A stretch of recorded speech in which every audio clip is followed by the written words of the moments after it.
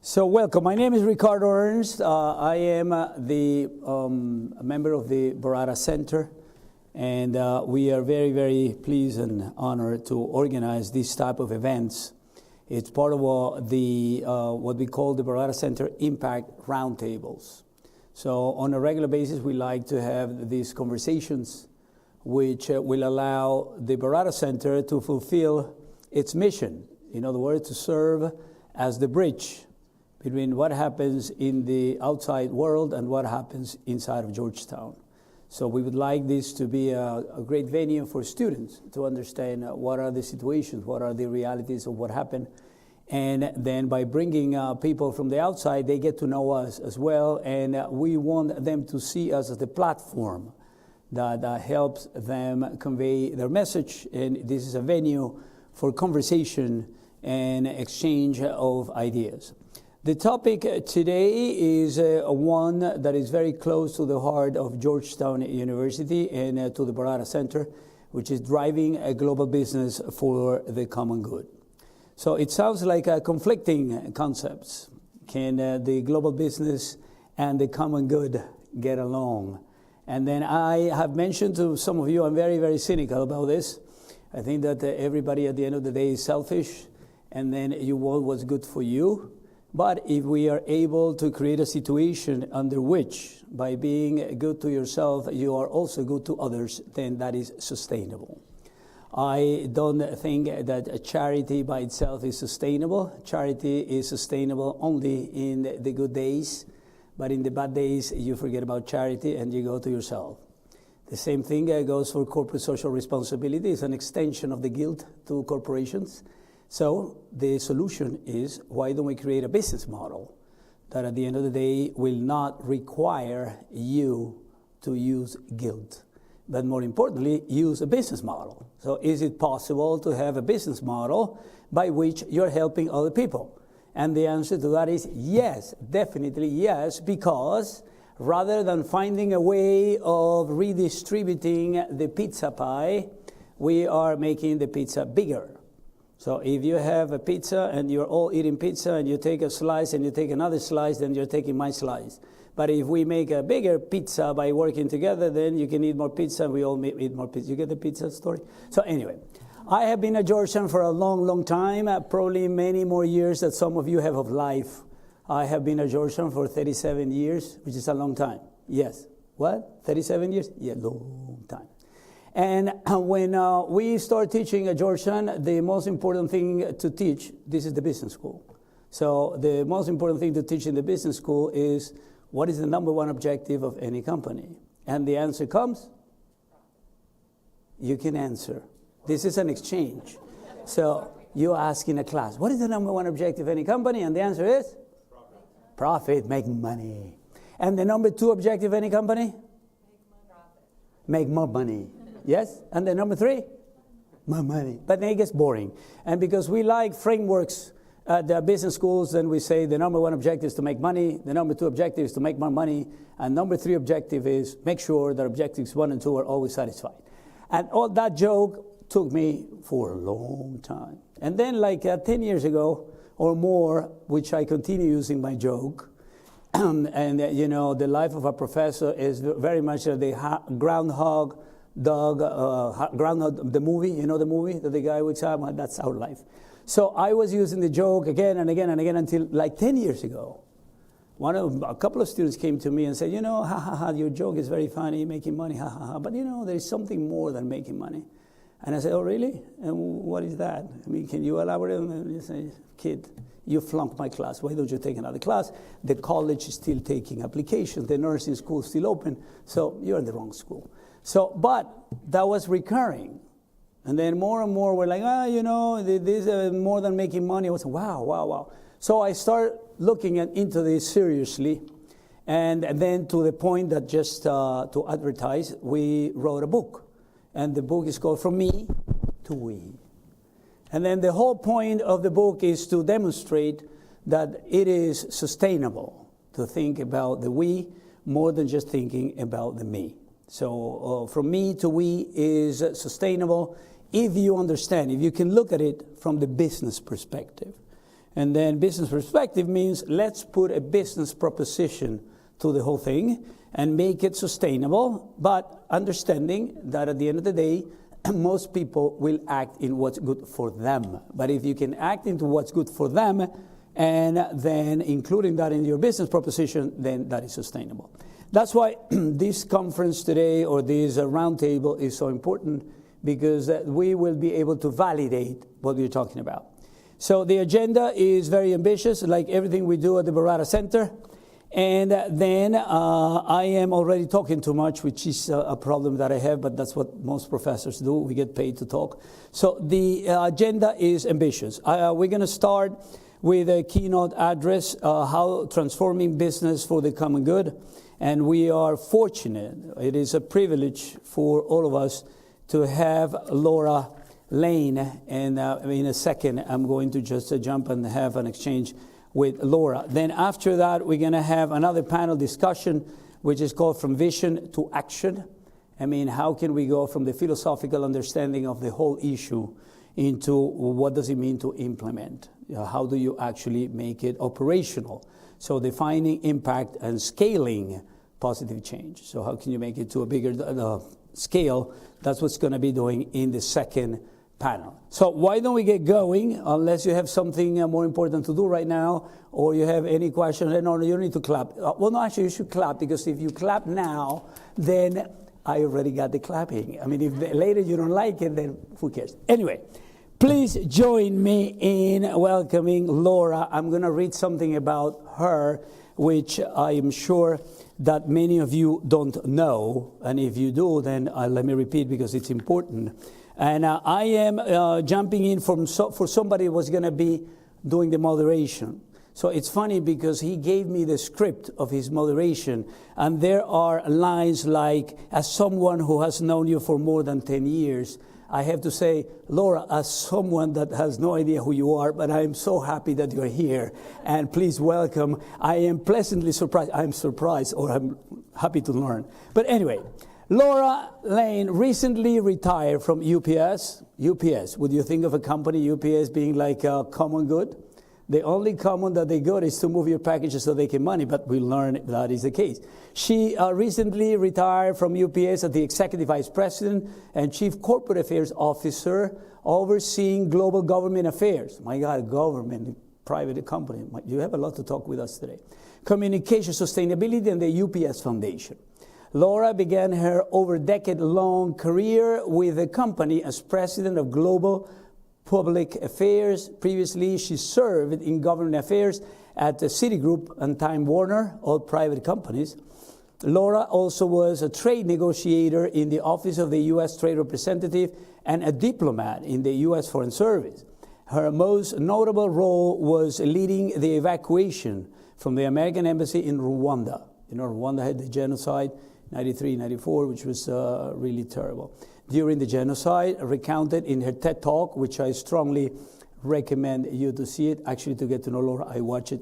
Good job, Laura.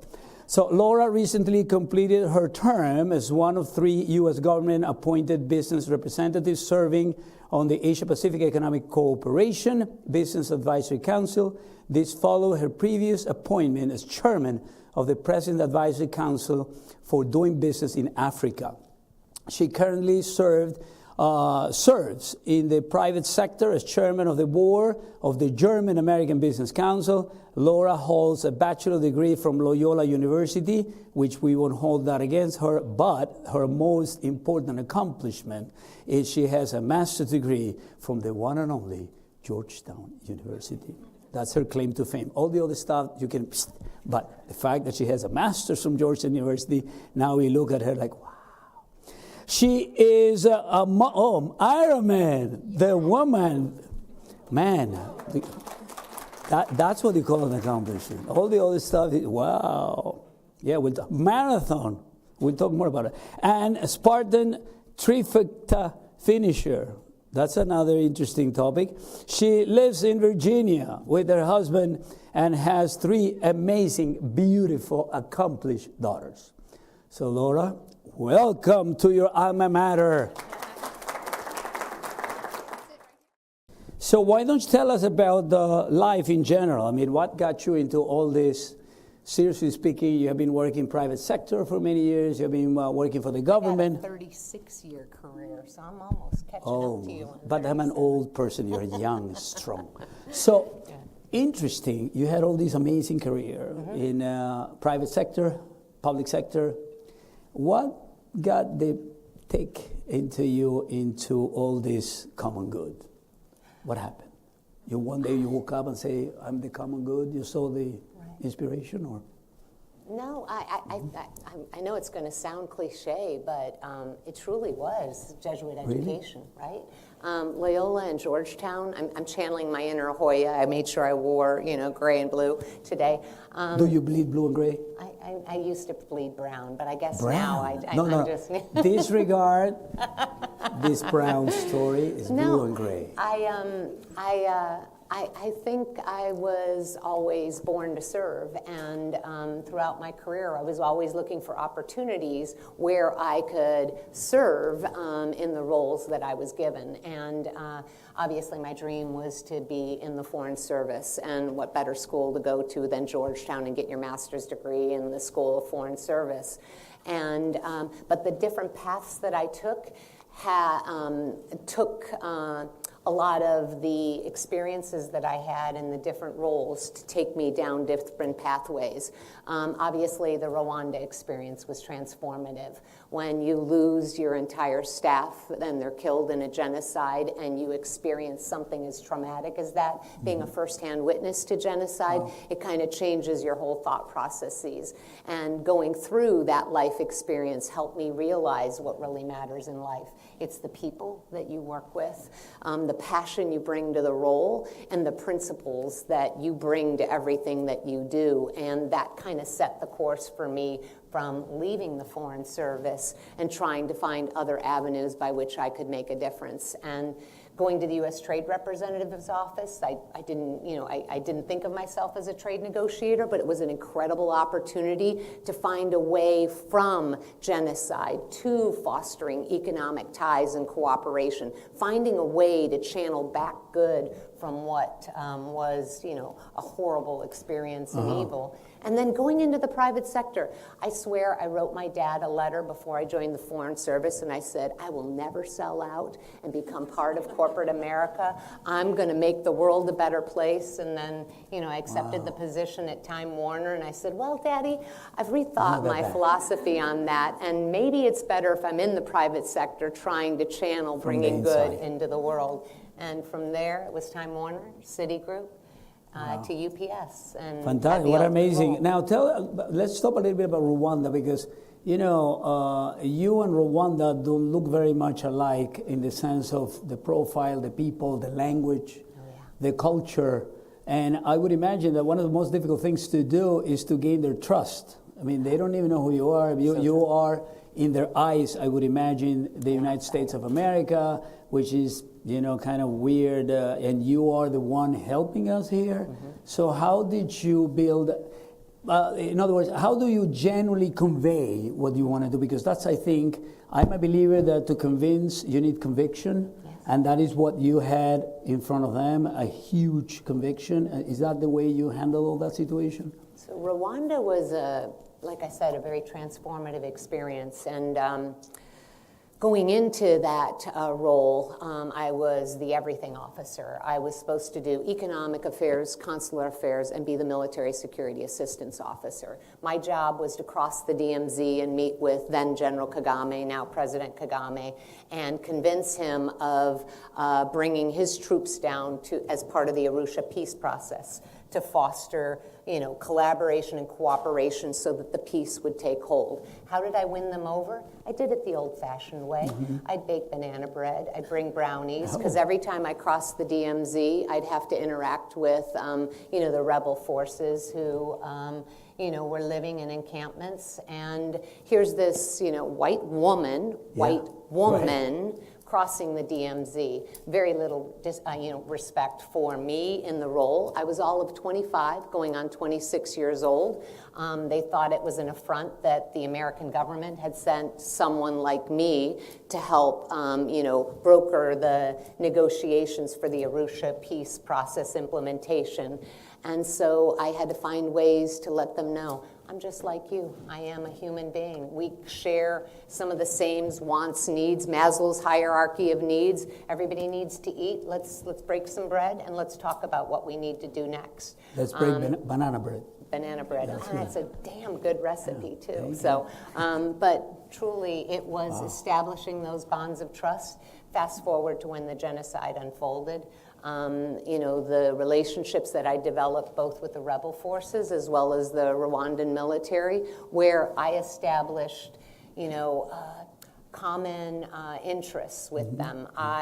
They're me to we. I tried to establish those bonds of what was in their self-interest and why it was in their interest to work with me. Fantastic. Those paid dividends during the genocide and the evacuation efforts because I was the only one that could make it through the lines of fighting to begin negotiating the ceasefires, and it was all because I had approached every relationship from that human relationship. Not trying to bring in, American policy influence, how you should do things, but establishing that connection as human beings. So that's very interesting because then what you're saying, and that I like that, is not from the top down. It's from the bottom up. Is that what you're trying to convey, like the best way? Because what you just said is important. It's not like the American government coming and saying, hey guys, you need to just solve this problem. No, you went through from the bottom. And then by talking to the people is how, they ended up, hopefully, and actually that's what happened, solving the issue. So do you think that overall, this is the kind of stuff that should be coming from the bottom up rather than from the top down? Yeah, absolutely. And it's how, fast forward into my UPS role, where Carol Tomei, who's one of the most amazing CEOs that if anybody ever gets to work for her, she is a force for good as our CEO at UPS. But the opportunity to channel the purpose of the corporation into doing good was very much a part of the role that I played at UPS. In fact, one of my first responsibilities in taking over the job as Chief Corporate Affairs Officer was how to figure out how to tap into what motivates our drivers day in and day out to keep delivering those packages, what allows our feeder drivers to make those long haul drives, or our pilots to cross oceans, what makes them get up every morning and say, I love my job and I want to keep doing it. And I had to put that into words. And it couldn't be corporate speak. In other words, it couldn't be top down. Right. Let us tell you what the corporation thinks our purpose is. Instead, we asked everyone, all 500,000 employees, to say, tell me what you think our purpose is. Tell me why you are passionate about your role.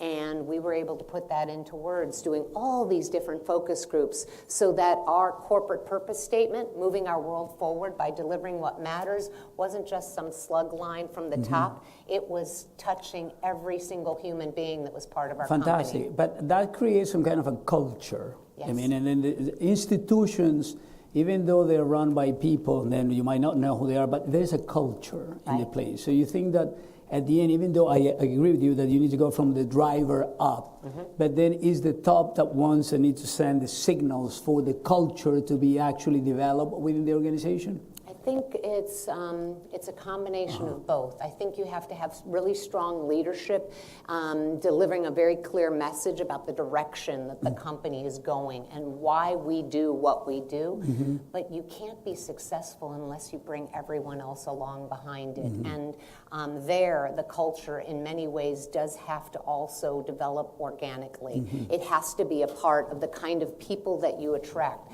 UPS, by its nature, is an engineering company. It's a company of drivers that have driven 35, 40 years for the company. It's a culture of safety. It's the kind of people that are attracted.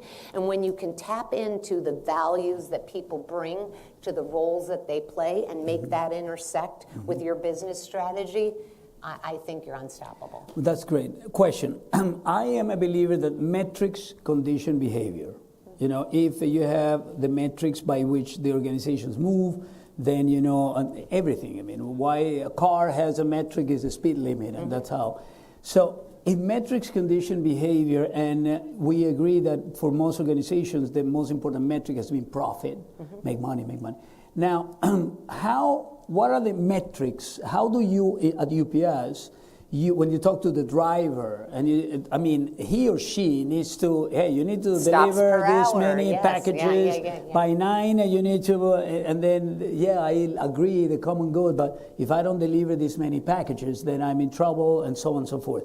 Have the metrics changed, or in the common good, the metrics are more subjective, are more like a feeling? Or can we make the metrics objective for the common good? I believe so in certain ways. So at UPS, our strategy was customer first, people led, innovation driven. And that customer first part was really important because that went back to the profit side, right? If you're serving the customer is going to make sure that we can remain profitable. It will be able to take care of our people. And if we have an innovation mindset, we'll always stay one step ahead of the competition. But I think metrics are a really important part of anything you do across corporate America. So in my squishy function, corporate affairs, right, we made sure we didn't do policy for policy's sake. Much as I am a policy wonk, and I'd love to be at the intersection of developing the smartest sustainability policy or economic policy or tax policy, it's got to have a business objective, because if you're customer first, you're thinking about your customers first. And so our metrics for success were figuring out what the business objectives were for how we were going to grow in particular markets, and then developing the policy solutions that would drive those outcomes, and making sure you could always put a number to it. Because at the end of the day, the company is for profit, and you have to put a dollars and cents figure to it. So any work that we did on the policy side, we had to figure out what it meant from a business case to drive profitability. When I think about my role in sustainability, I first inherited the role, and I had an amazing team of people who were passionate about protecting the planet. But you can't be passionate about protecting the planet and also drive business outcomes. You have to have data behind it. So our team developed one of the first ever carbon dashboards within our company. We had metrics behind all the carbon we emitted. We had a dashboard that told us every single trade lane, every single package, every single company, how much carbon was being emitted in the process of delivering their packages. And then we worked with our engineers and our F&A folks and said, let's figure out a way that we can drive that carbon emission down while still serving our customers well, not pricing ourselves out of the market, and working with governments to find the ways to incentivize doing good while also delivering goods. That's a perfect segue for, you have been working in the government, so you're perfect to talk about anything and everything, including marathons. But tell us about the government. Yes. You know, what should be the role of the government? Are they the ones that should impose common good? Or, how the whole thing, because the government, at the end of the day, the government, or the countries that have flourished the most are the ones where the public-private sector work together, as opposed to separation.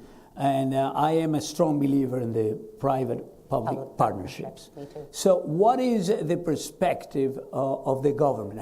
What should the government do? Should that be done under the carrot, the stick, the metrics, the tax, the what, how? You have seen that firsthand. So tell us about what is the government. You wear the U.S. State Department, so how does that work? So from my perspective, the best outcomes can be driven when you bring three legs of the stool together. You bring the NGOs, the civil society, you bring the private sector, and you bring the government together around solving the complex problems that I think policy is intended to try to help solve. When you have government mandates, you sometimes raise the cost of operating in a particular business environment. And so you lose the affordability, you lose the reliability when government mandates are imposed. I see that on the sustainability side because there are jurisdictions that are trying to drive sustainable, smart environmental policy, but they're doing it in an environment where it's ignoring the laws of economics, and sometimes it's ignoring the laws of physics and thermodynamics. Just because you have aspirational goals doesn't mean you can achieve those outcomes. So you really need to bring all three, entities together who have different motivations and passions behind what they're trying to accomplish. I'll give you a really concrete example, and it's one that really drove a lot of the recent activity at UPS. Think about the pandemic. During the pandemic, we in the global community faced that incredible crisis of having to shut down the economy, of having to, put people in lockdowns, and figuring out how we were going to keep people safe and protected while the vaccines were developed. UPS wasn't known for being a healthcare logistics company at the time. Government, President Trump at the time, called us all in and said, you will figure out how to support the clinical trials and the subsequent distribution of vaccines. We have to work together how to keep the economy going. We have to find solutions working with healthcare policy experts as well as civil society that was, advocating about some of the community needs that were going to go unmet if, economic activity wasn't flourishing again. That's a great example of where three different parts of what makes up a community came together to keep commerce going, support the development of the vaccines and the distribution of the vaccines, and then UPS used that to not only become a healthcare logistics provider, but also now be part of developing the solutions for profit in terms of raising the overall health of the global community. And that's like a great example where a common problem that needed to be solved brought together all these different entities in the community and played to our profit motive. We wanted to stay in business, we wanted to keep our people safe, but we also wanted to grow an aspect of our business.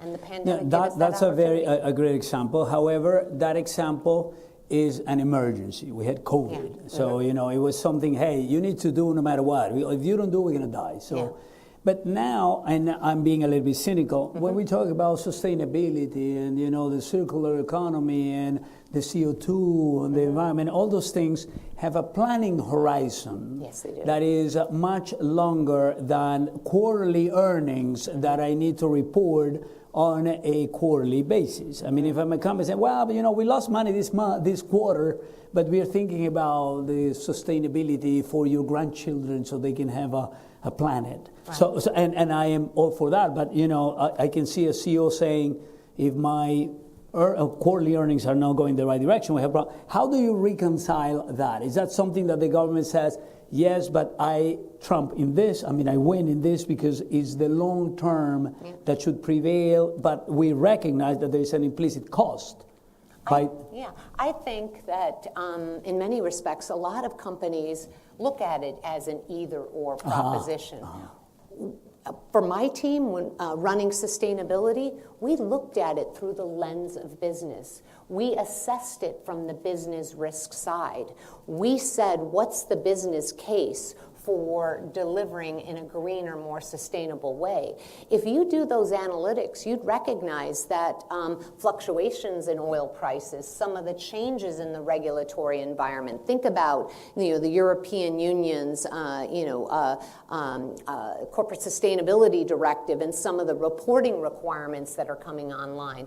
Those created risks and opportunity for our company. And when you look at doing the right thing through that model of mitigating business risk and ensuring future profitability, you can make a strong business case for why doing the right thing depends on, managing that risk well. It's not from that outcome of we need to, protect Mother Earth and protect the planet. Right. That is a beautiful outcome that comes from it, but you have to remember the organization that you're in and the principal motivation. Profit, make more profit, make sure that profit is continually cycling through. So don't you think that that one of the key challenges we have is to come up with a business model, because that is, you can prove all that. Mm-hmm. But I think that the problem is education and by people understanding that these things will result in a higher profit.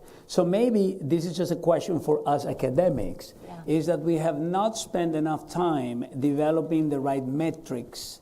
Because, you know, in the business world, the metrics have been evolved for so long. When you talk in any corporation, then you throw three-letter words, EBITDA, this, and then they all know what you're talking about. Yeah. But when you talk about sustainability or the common good, then it all gets, is this ESG you're talking about? Yeah. Are you talking DEI? What are you talking? So, and we have not been able to actually come up with metrics which are measurable and quantifiable in the same way that we have done in the financial perspective of companies. Mm-hmm. So I believe that for us academics, there's a lot of work to be done coming with the right metric. Do you agree with this? I could not agree more. And I think data powers everything. And when it's not that subjective kind of here's why we should do it, but you can point to specific data elements, specific links to the profitability of the company long-term as well as short-term. And you help shape the policy environment in ways to support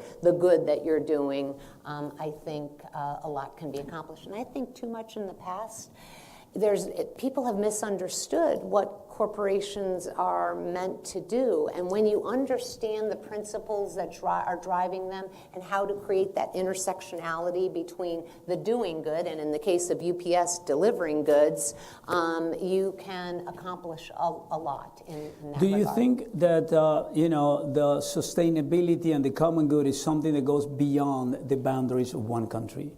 I mean, it's something that is for the planet, it's for all these. So do you think that there is a problem with all the world understanding the need for all going in the right direction? Is that something that should be a higher entity that oversees all this? Well, So having been at the U.S. Trade Representative's office, one of my roles was negotiating China's entry into the WTO.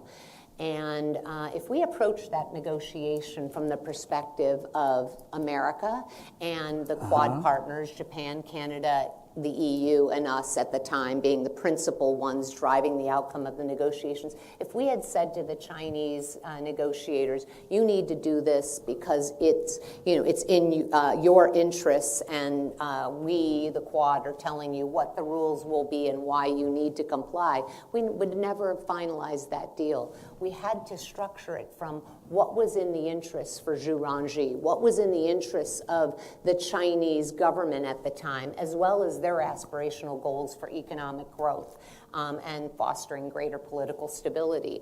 And when we approached the negotiation from that perspective, we could achieve the win-win-win that ultimately was China's entry into the WTO. And I know many of you are likely, fast forward to where we are today, and we've seen the lack of compliance in terms of China's adherence to the rules in the WTO, and you can quibble whether it was a good outcome or not, having brought China into a rules-based system. But at the time, we approached the negotiation not from let America and the Western allies tell you what you need to do, make it in their interests to realize their own goals and aspirations. Right. And I think when you create that common understanding and common set of interests that overlap, you can achieve really great outcomes. We say in the book, and it's not that I'm advertising, even though I am, but the bottom line is that there are two variables in this conversation that need to be pushed further.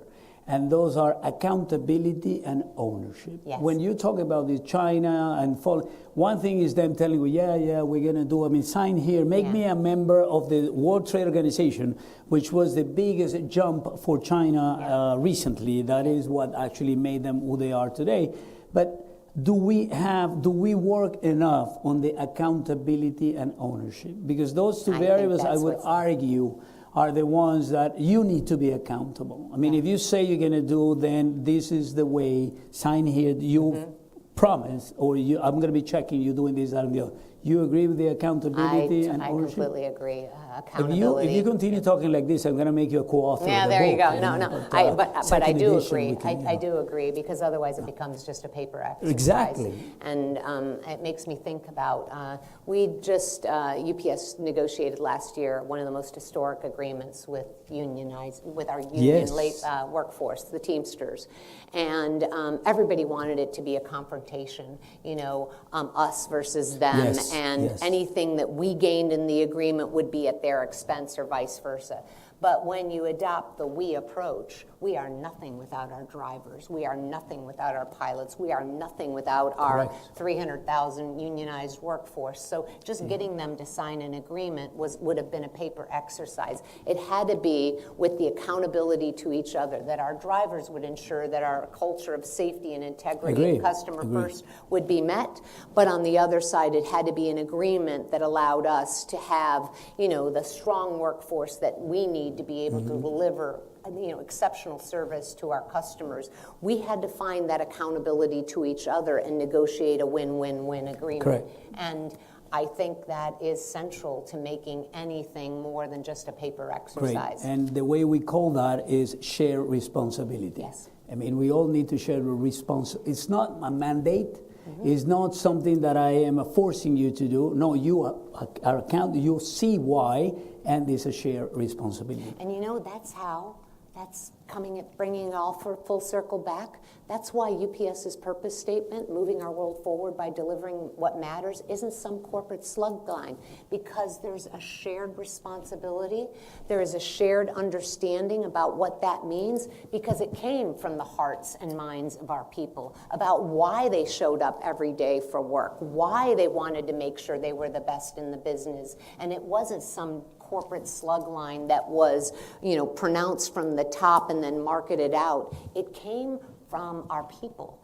And it's when you have that shared interest, that shared perspective, no matter where you are in the organization, and you're all working together, then you can achieve not just profitability, but I would argue the common good of having some of the most motivated workforce, some of the most people, focused kind of employees.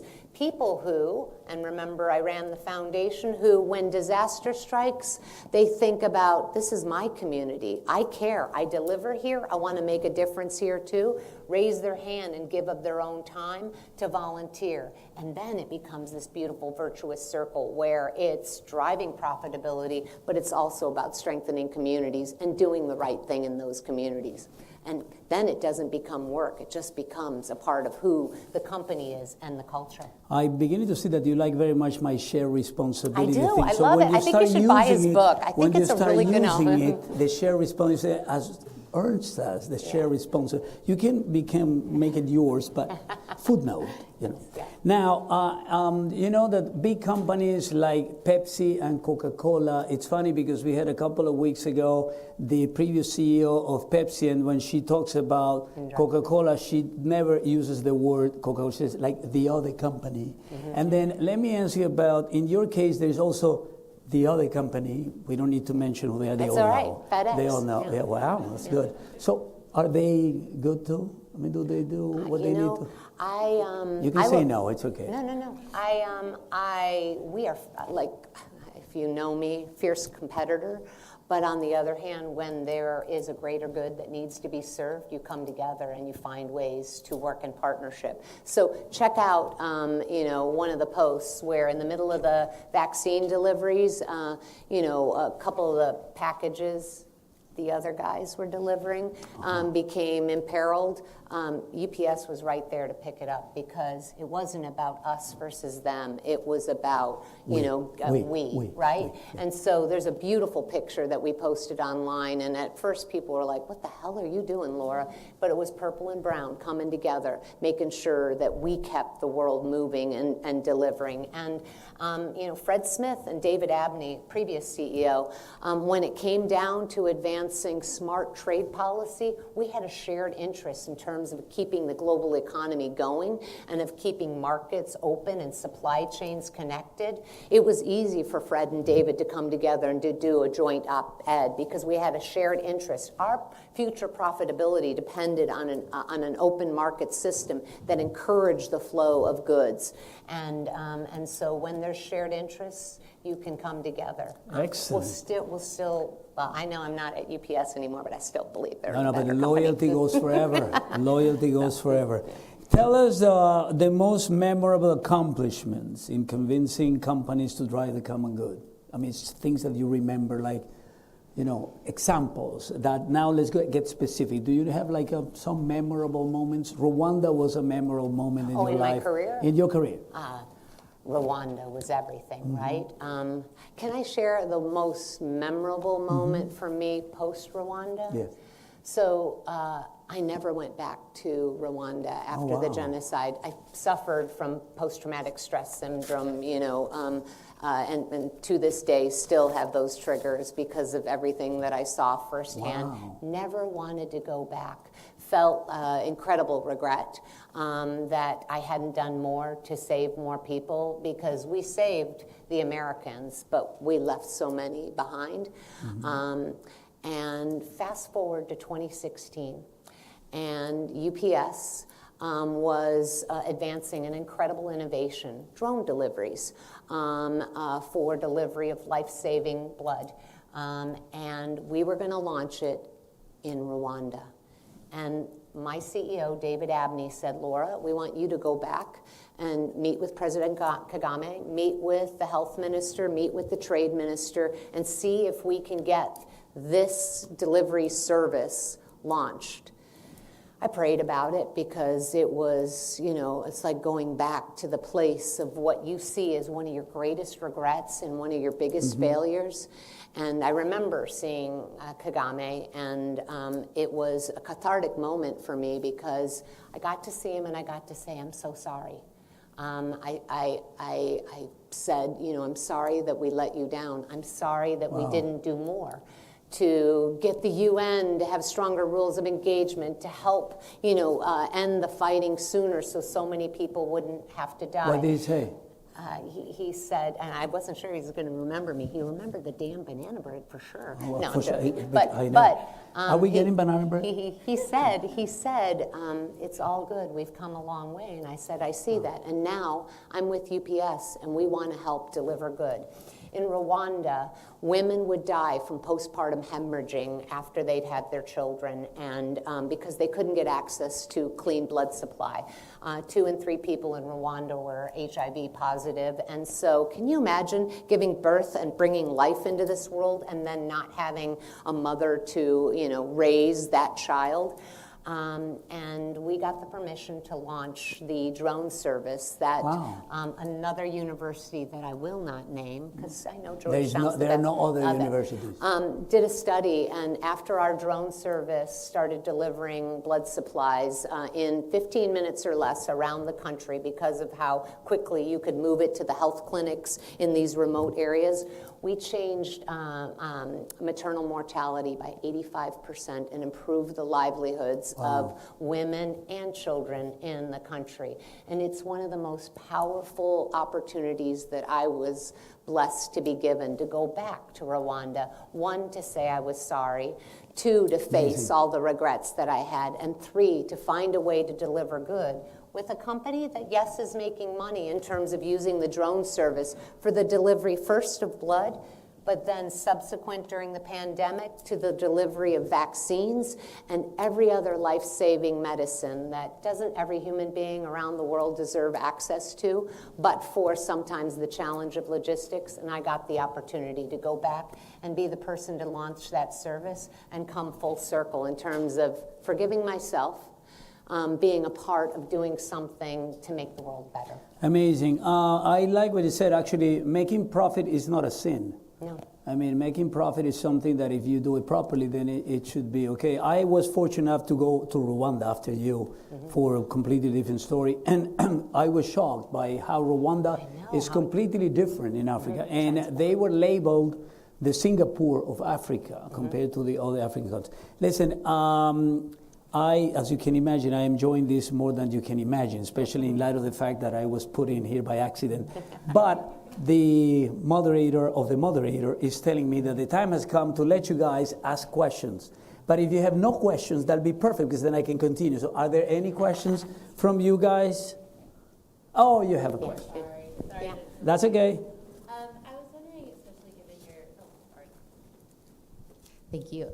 Given your trade experience, and we're seeing kind of the closing of global borders to free trade right now, there's different approaches in doing that, the stick that the other guy uses or the direct investment that the current administration uses. I was just wondering if you had any thoughts on what's effective on this movement away from free trade that we're seeing.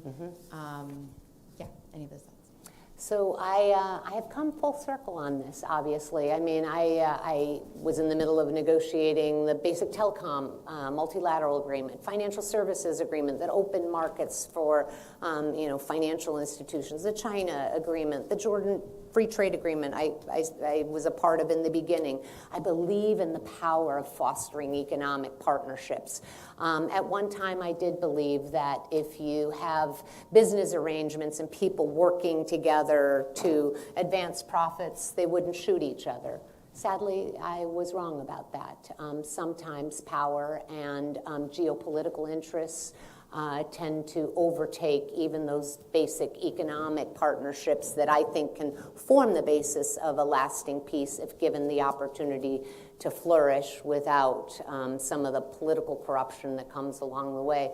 So I'm actually a believer now in the all of the above approach. It's the approach I took on sustainability. I don't believe in just all electric. I believe in innovating in every single way possible. I would argue trade policy needs to adopt every single tool at its disposal. There's times when negotiating bilateral agreements that are based on mutual interests and include national treatment provisions in them can be a powerful catalyst for economic exchange and economic growth for both countries being involved.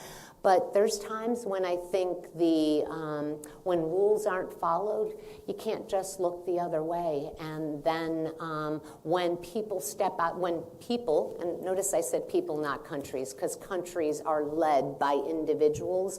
When individuals have the rules disregarded to advance their own interests, I think you have to have a strong stick to respond with. And I think there's opportunity to advance an open, fair global economy that's grounded in rules, but you can't just do it using only one set of tools. And so the free trade agreements of the past, I think what they've fundamentally failed at is these strong enforcement provisions to ensure that the rules were being followed. And to a certain extent, I think we have to recognize that there's value in using both sets of tools. I wish the world were what I thought it was when I first joined the Foreign Service, but 36 years later, I realized that there's a lot of competing interests, and what you have to do is try to motivate and create the allies behind shared values that believe in achieving a greater good and not just power at the expense of that. That's great. Question? Are you shy now, or what is the problem with you guys? In the back of the room, here. Professor America. Yes, sir. Thank you. Real quick, I taught a course here called Investing in Africa for very good. 12 years, and I've been to Rwanda. When you were there, did you have any reason to stop by any of the universities in Kigali? I did not. Okay. But there are a couple I think of good ones that have emerging business schools. Very cool. And so here's a suggestion for the UPS Foundation. Go there. Get behind business schools in Africa. Oh, I totally agree. Okay. No, I really do. I completely agree. When I was chairing the President's Advisory Council for Doing Business in Africa, one of the objectives was helping support small and medium-sized businesses understand the rules of trade and understand how to grow their businesses. And what they lack is that basic education on the rules of business, and particularly the rules of trade. And there was a focus on trying to create the workshops and the opportunities to bridge that gap. So that these companies and these amazing entrepreneurs that we met everywhere across the subcontinent could grow their businesses and not be on the receiving end of constant aid handouts. People don't want to be handed fish. They want to learn how to fish in that proverbial biblical context. Right. You know what I mean? And so I think there's a lot of power in that. The challenge, though, of course, is you have to have the right governmental support. I think now of what's happening in Venezuela and, the attacks on a lot of the students and universities and professors that are trying to go back to supporting an environment in which economic activity can flourish. And so you do have to have that political foundation to support that educational base. But where we can plant those seeds, I agree we need to keep doing it. I don't run the foundation anymore, but I will pass that on. That's great. I would like to ask the last question, given that I have the right to do that. Okay. Now, give them some advice. I mean, now, seriously, I have been fortunate to be sitting next to you and sharing all this, but if you were to give them advice I am sure if they were not motivated, then there's nothing we can do to motivate these people.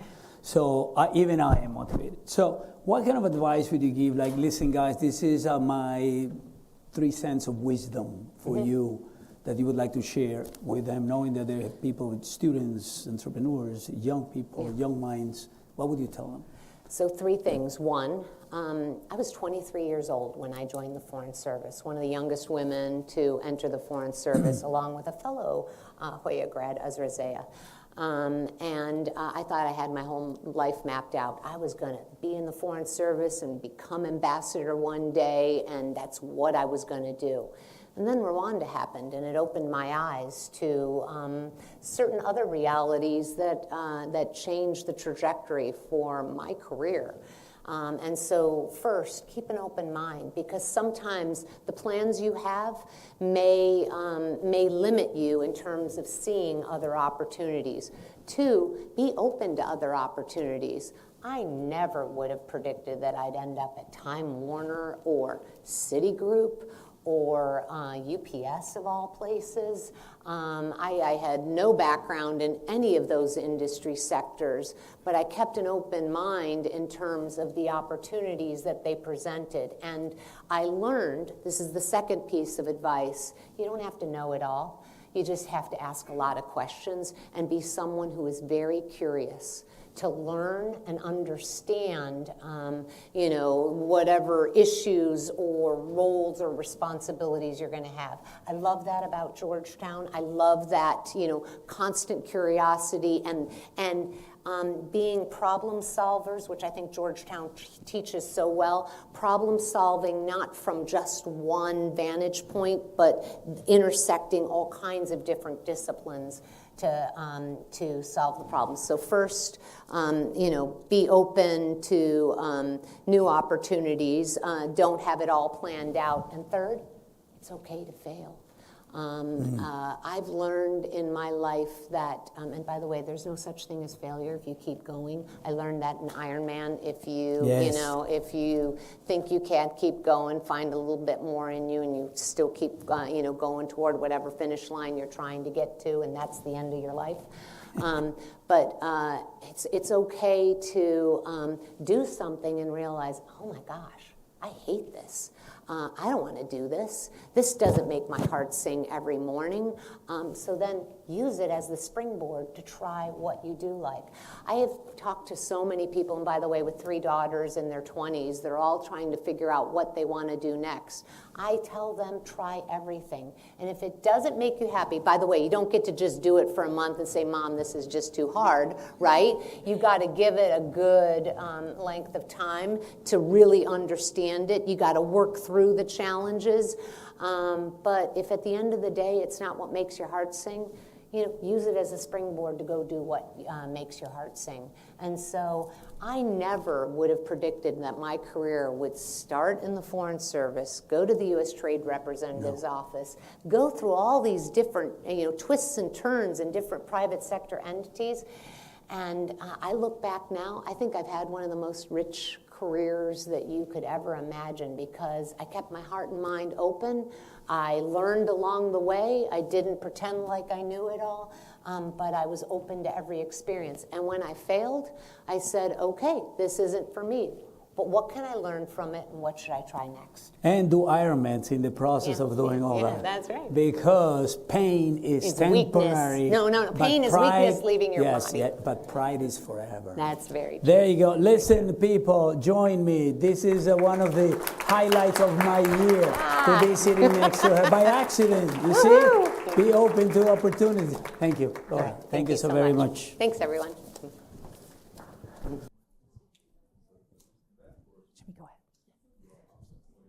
All right, good morning. Good morning. Welcome back. Help yourself to some coffee if you're still refreshing your cup, and we're going to get started.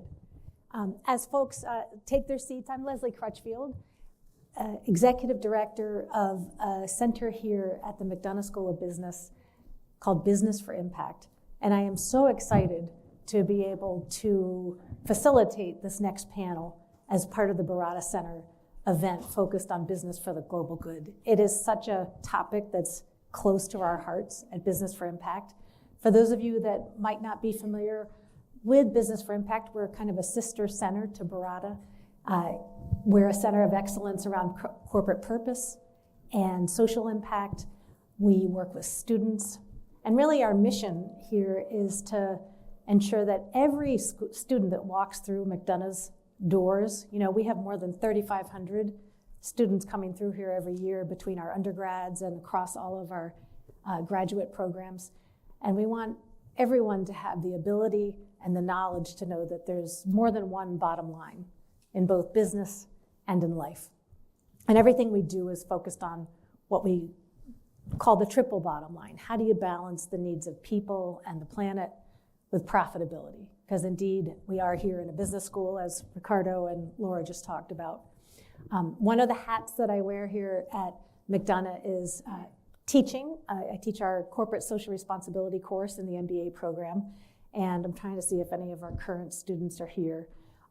We just covered our framework around creating shared value. How do companies blend the need to address social and environmental problems with continuing profitability, going beyond what we think of as traditional corporate responsibility or even philanthropy. Philanthropy really, at the end of the day, is what happens after your company has created value, i.e. profit. Then you give away a little bit of that. But creating shared value is a different proposition, right? It's competing to solve social and environmental problems and earning profits at the same time. And we're going to hear about this from 3 different perspectives from our panel. I'm going to just give a quick intro, and then each of our panelists is going to tell you a little bit about themselves, and we're going to dive in to this concepts. All right, so first to my left, we have Gallie Mayer. Now, some of you might know Gallie from, she's an alum of the business school? Business school. Ricardo was my teacher, 1991. Okay. So we have a former student, and now Gallie also serves on the board of the Baratta Center. And she is co-founder of a very cool new coffee company, Buena Vista Coffee. And if I can steal your tagline, you're going to be the Unilever of coffee, right? No, we're actually going to be the Patagonia. Oh, Patagonia. Okay. We teach a Unilever case in my class. Yes, please. But right up there. Okay. And then we're going to hear from Brian Finch. And Brian is a VP of Sustainability at Mastercard and also leads their Center for Inclusive Growth. And last but certainly not least, we have Nzinga Broussard. And Nzinga is your new Senior Director of Impact and Impact Measurement. And we're going to hear from her from the Sorensen Institute. So please join me in giving a warm Hoya welcome to our panel. All right, so Gally, let's start with you. We're going to take 2 minutes to hear a little bit about you and your role and the company. Thank you so much. So Buena Vida Specialty Coffee is, like Leslie mentioned, a different kind of company. We took people, planet, and profit into a whole new category because most people talk about it, but they don't really do it. And they have wonderful taglines and amazing marketing materials and amazing campaigns. But when it comes to really verifying how the company does it, it comes down to a lot of greedy capitalism. So I agree with Ricardo that profit may be a really good thing for a company.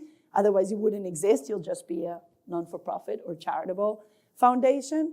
So if you want to do profit, you have to do it in people and planet in mind and first, before profit. So the only way to prove the model is, like Patagonia did, is do people and planet and then do profit. It's okay. They're not mutually exclusive. But for most companies today, unfortunately, it really is about greedy capitalism, and it is about profit first. And then, like you said, we'll give some money after, we'll make some things that look really good, but our planet is not bearing it anymore. Climate crisis is not in 100 years, it's today. And COP29 was a colossal disaster. Everybody talks about it. All the conversations are right now is unfortunately a bit empty. So I keep staring at Adam there because as my mentor in this journey, you have to do things, you have to do them right, you got to do them deep, and you got to mean what you say. I'm grateful for AI. It's going to be our number one tool to prove what you say is what you do, and not just say it. All right, so we're going to do some more introductions, but just give us, what is the elevator pitch on how you started this company? How did you become a co-founder? We own very successful restaurants in New York, in the Hamptons, called Tutto al Giorno. We've had 5 of them. Right now there's 3. We're opening Palm Beach 2025. They've been very successful, big. Not big in the sense like their impact is big. We're about the community. We really do a lot of things for the community. And it's Italian. And my partner called me 4 years ago and said, I hate our coffee. You moved to Costa Rica 14 years ago. I hear it's the best coffee in the world. Go find me some coffee. It's like, okay, that's so easy. But in my house, I feed my 5 children organic foods. So I went to look for organic coffee. And then find out, like I said, a lot of empty marketing. Costa Rica is not green after all. We're number 1 pesticides per capita. Only 1.5% of anything we grow is organic or regenerative. 80% of farmers worldwide live on the poverty line or below.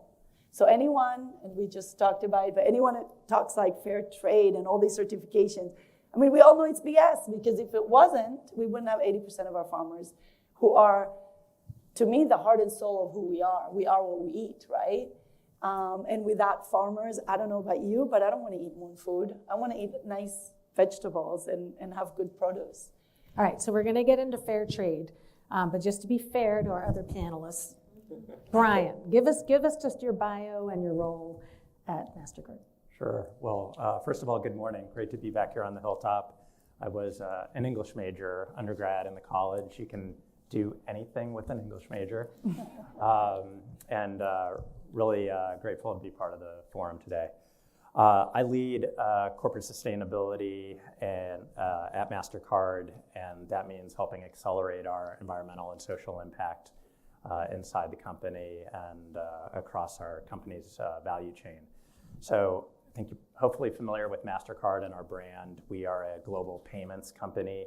You probably think of us as your credit card or debit card. What we actually are is the network that sits in between all the players in a payment transaction. So helping facilitate the customer talking to the merchant and them talking to the merchant's bank and the customer's bank, and making sure that that happens in a way that's simple, safe, and secure. So I joined Mastercard about 3 years ago, and part of my mandate then was accelerating performance management inside the company around our social and environmental objectives.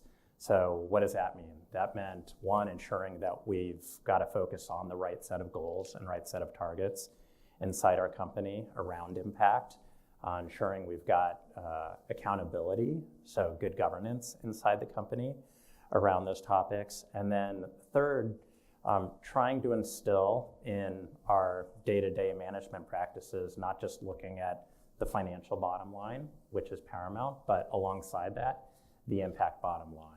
And so that is a culture shift that is and was already started and continues to this day.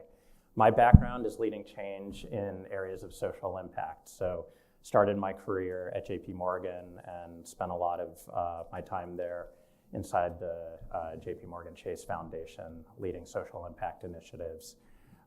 Later moved on to start a nonprofit organization, and then immediately prior to this to being at Mastercard, did a stint in government, helping lead a transformation effort at AmeriCorps, which is the federal agency for volunteerism and national service. So Mastercard, our environmental and social impact priorities are framed around three things, sounding very similar: people, prosperity, and planet.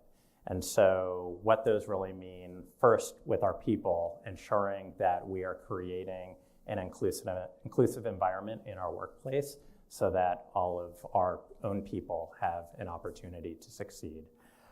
Prosperity, that's around focusing on ensuring that everyone in communities around the world have an opportunity to be a part of the digital economy. So that means providing resources, providing tools so that they can transact as a part of the modern digital economy. And then third, planet. That means doing our own part in reducing our company's emissions and helping our customers and consumers do their part as well. So those are the pillars of our impact. Those are also really foundational, really deeply connected to our business success, and I'll explain a little bit more.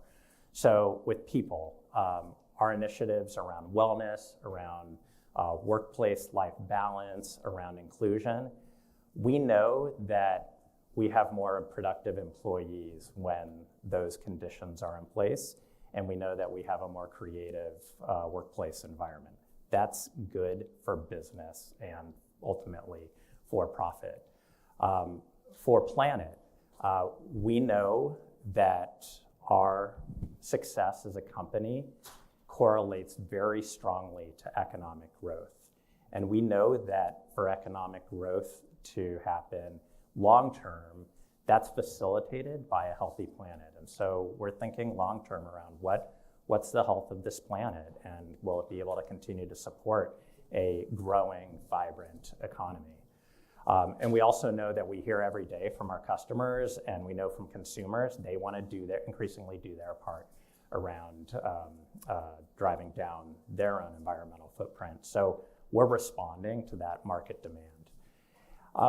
I think probably the area that most exemplifies the idea of integrating business success with impact, though, is the work that Mastercard's been doing for almost a decade now around financial inclusion. So almost 10 years ago, the company committed to bring 1 billion people over the next 10 years by 2025 into the digital economy. So that means unbanked individuals, providing them access to the right levels of financial tools and services so that they can transact digitally. Over this last decade, that's meant partnering with our issuing banks who have the direct contact with these consumers to ensure that we're developing the right levels of basic products to meet their needs, that we're ensuring there are merchants around the world who can take those, accept those payments wherever they are. And where we are today is we're on track to meet that $1 billion goal, or that billion person goal by early next year. So that is creating impact. The research tells us that access to those basic products along with usage is a key on-ramp to individuals moving up what we call the path to prosperity. So greater financial security and ultimately greater financial health. As you can imagine, bringing in a billion more people into using digital payments, that's also really good for our business. It's potentially 1 billion new customers. So that's where the business success and the impact don't necessarily need to be at odds or in conflict with one another. So this is great. I mean, we're the fortune at the base of the pyramid, right, as we expand globally. Okay, Nzinga, tell us more about social impact measurement and your work at Sorensen. Well, first, thanks for having me. I'm excited to be here. I am not an alum of Georgetown, but I did get accepted. Does that count at all? Maybe not. No, but so as you already heard, I am a senior director at the Sorensen Impact Institute. I lead our impacts measurement and management work. And I work with primarily impact investors and for-profit enterprises whose products and services are addressing a social or environmental challenge. And so I help them measure and communicate their impact. A little bit about my background. I am an economist by training. I started off my career as a professor. Did not enjoy it, which is why I'm not a professor now, but my earlier career was teaching and doing research. I am a development economist. I really wanted to do more applied work. I really wanted to feel like the work that I was doing was having an impact. And so I've done a number of things after leaving academia, but over about the past 5 to 6 years, I've really been using my skills as an economist to inform an investment decision. So I worked at the Millennium Challenge Corporation, which is a U.S. Foreign development agency. It's USAID's sister agency, if you haven't heard from them.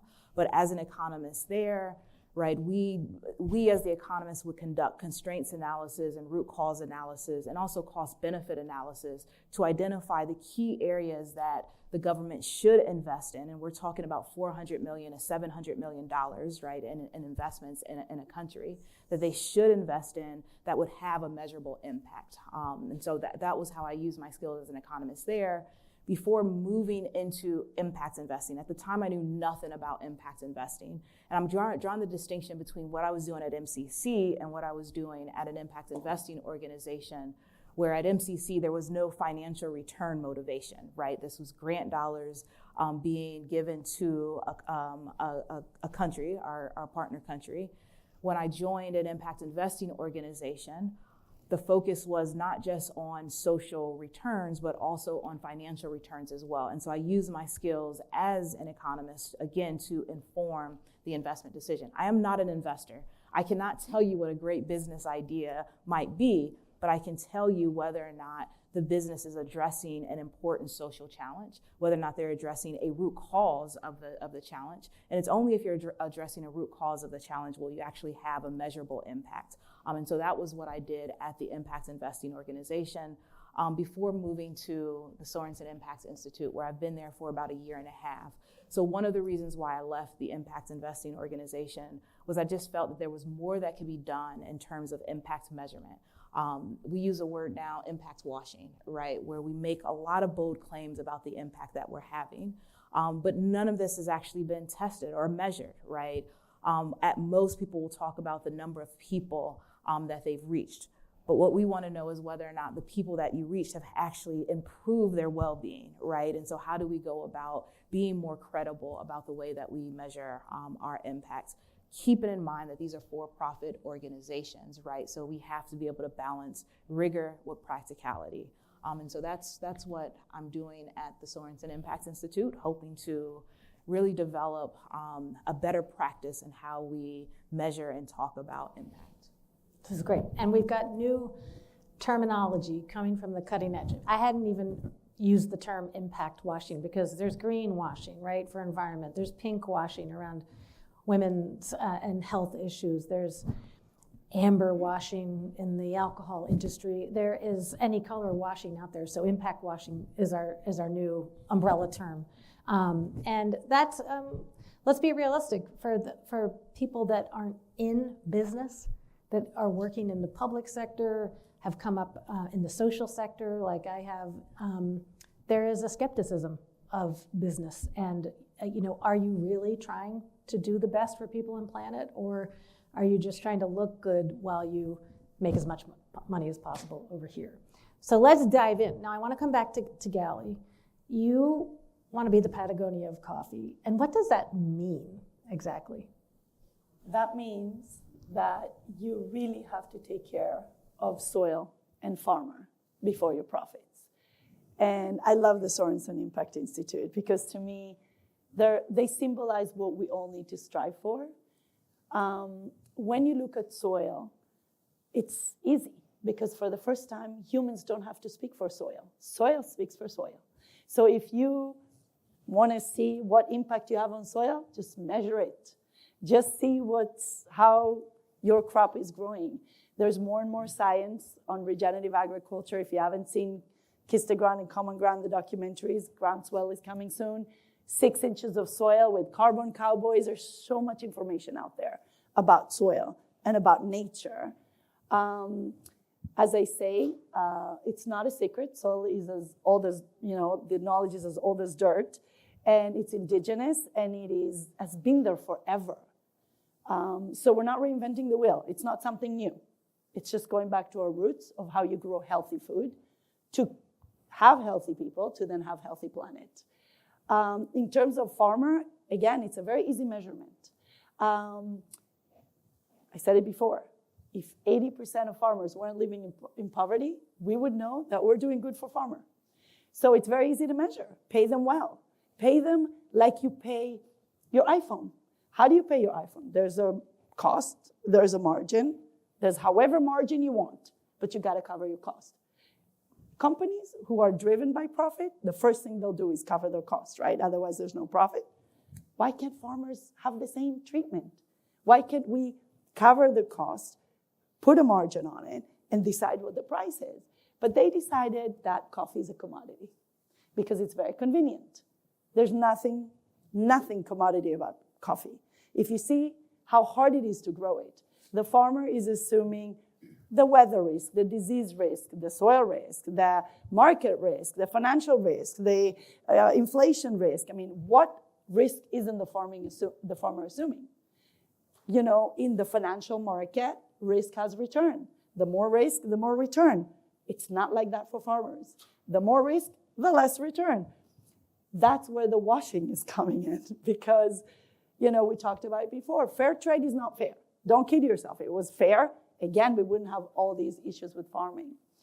So that's what it means. It means that we are selling an incredibly delicious specialty coffee. We cupped it with top people in the industry. We made sure that we have an incredible product that nobody can dispute. It's incredible coffee. It's regenerative, meaning it's grown ethically and responsibly. And we are paying our farmers fairly. And you don't have to believe it because we're transparent. You can come look at our financials. You can come talk to our farmers. You can come visit the farms with us. We work for the farmers. And that's what set us apart. So today, Buena Vida represents over 500 farmers in Costa Rica. And we're a virtual cooperative, meaning that we're there to serve them. So everything that we do is thinking of them first. Are you organized as a co-op? We're organized as I said, in a virtual co-op, meaning we didn't want to spend the money to create another corporation or another non-for-profit or another something that doesn't work. So we decided that because we're organized and because our farmers absolutely love us, that we can represent them. We can represent them in front of the Coffee Institute in Costa Rica, to the government, to the European Union, to corporations. So now, after 4 years of doing this, people come to us as a cooperative and offering us even services for farmers as a cooperative. So the other day I was I'm part of a group that's a female farmers cooperative in Costa Rica. It's a worldwide movement. They do amazing things. And I said to them, great, then since we're a virtual cooperative, then all our female farmers can participate through us as one fee instead of charging them all. They said, absolutely. So we're so excited because we went out to the farmers and said, we paid for this, now all of you can join. So it's a lot of services like that that we don't make money on. We don't want to make money on that. And well, let me ask a question. By investing in farmers and investing in the soil, who pays for that? Are we passing that on to everybody here, the consumer? So here's the beauty of it. No, because unfortunately, the coffee industry was built on greedy profits. So there's a lot of margins between seed and cup. It's distribution of the value chain. So when Anil and Ricardo lured me into the Baratta Center, what really captivated me, and that's why I'm so happy to be here today, was what you stated at the beginning. Do we first do good and then give away, more and do more good? Or do we just make a lot of profit and then try and do good?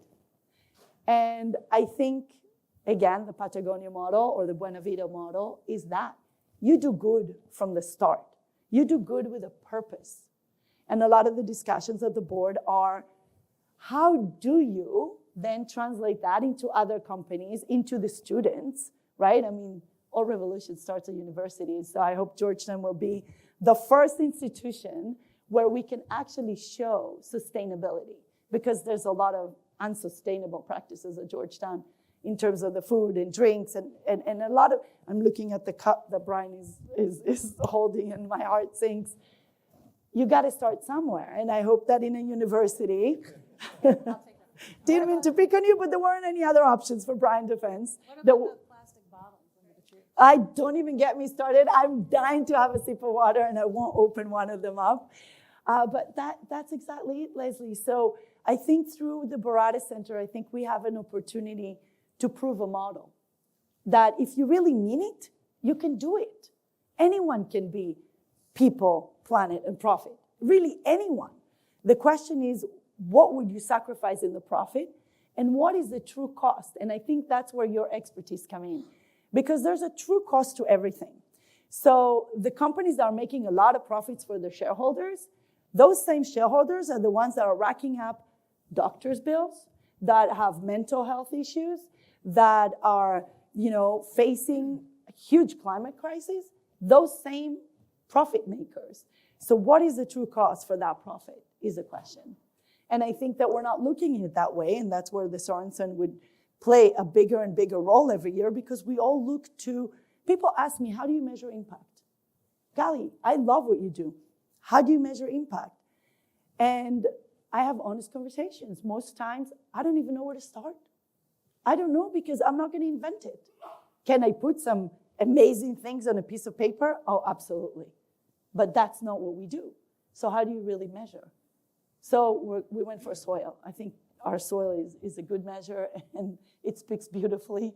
And we stuck with the fact that it's not us human talking. So you've got the regenerative soil farmers, but we're going to get to Brian and Nzinga, but we still haven't answered the question. So those Patagonias that probably many in this room have purchased, you paid a lot. It cost a lot to buy something that's going to last and not be fast fashion.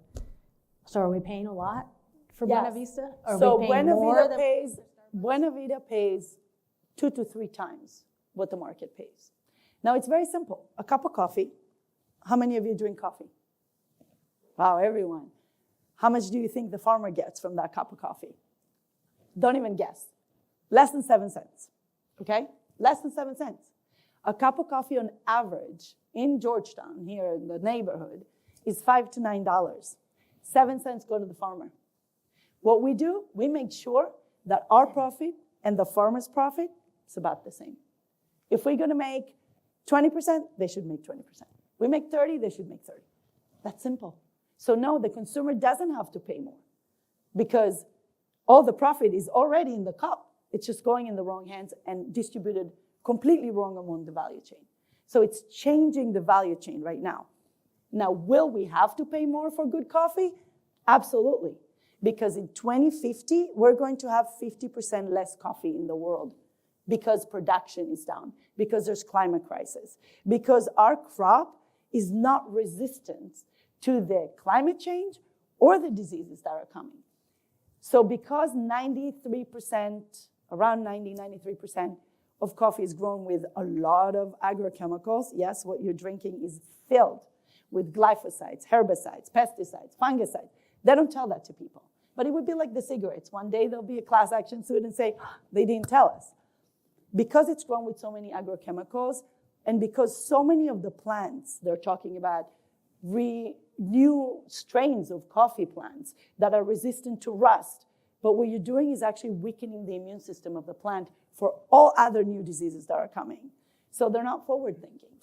So you already see with rising temperatures, a lot of the coffee production is hurt. I mean, right now in Costa Rica, we had 2 weeks of nonstop rain. Nonstop rain. And my soil experts there can tell you, when you have so much water in the soil, even if it's regenerative soil, the roots can't really absorb the nutrients that it needs. And we're in harvest. So we need a lot of nutrients right now. And you're back to that risk that the farmers are bearing. So thank you for transparently answering the question. And in case you missed the aha moment, we consumers are not taking on more cost. They're earning less profit off the farmers. So somewhere there's a sacrifice. And that's what we're going to get to next, which is, it sounds great to balance people, planet, profit, but at some point, somebody's going to sacrifice something in order for the greater good to prevail. And in this case, you're sacrificing profit of owners to create more profitability for the farmers. But you still get some profit, right? Oh, we get profit, and not only profit, we're growing. It's organic growth because there's so much we can take. We're a team of 5 right now. But we could grow even faster because every day you have more and more aware consumers who do not want agrochemicals in the coffee. The EU, with the new deforestation law, the EUDR, and they're trying to ban a lot of the agrochemicals coming into Europe, there's going to be a big shift, and we have to prepare for it. And touching on what Brian said, one of the things that we do to help farmers is they need working capital. One of the biggest issues for farmers today, and this is across the world, this is not just coffee, is they're in debt. And why they're in debt is because their farms are addicted, literally addicted to the agrochemicals that come in, and addicted to finding advice and agronomists that really don't know their farm, do not understand soil or nature.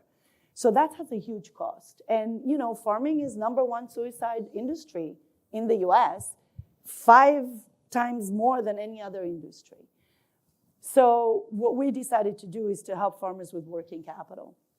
And to do that, we went to the largest private lender in Costa Rica, Bacredomatic, and we said, you know, you have no way for farmers to access working capital with Bank of Development rates. Again, it's a lot of greenwashing marketing that we have loans for farmers for Bank of Development rates, but nobody can access them.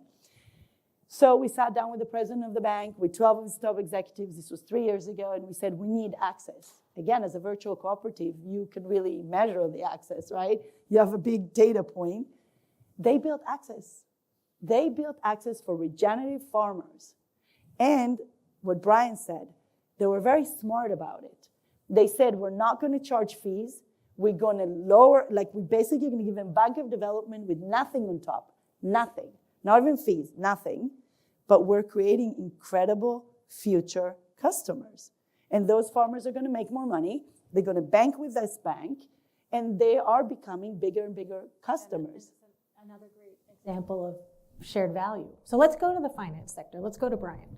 Brian, tell us more about maybe some specific examples of how Mastercard invests on the ground, either through grants or through maybe some impact investing partnerships, and the impact that you're having.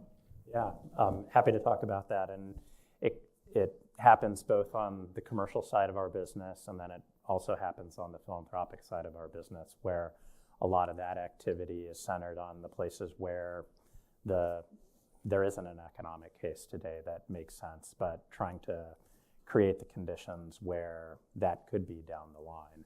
I wanted to pick up on something quickly, though, that Gally was touching on.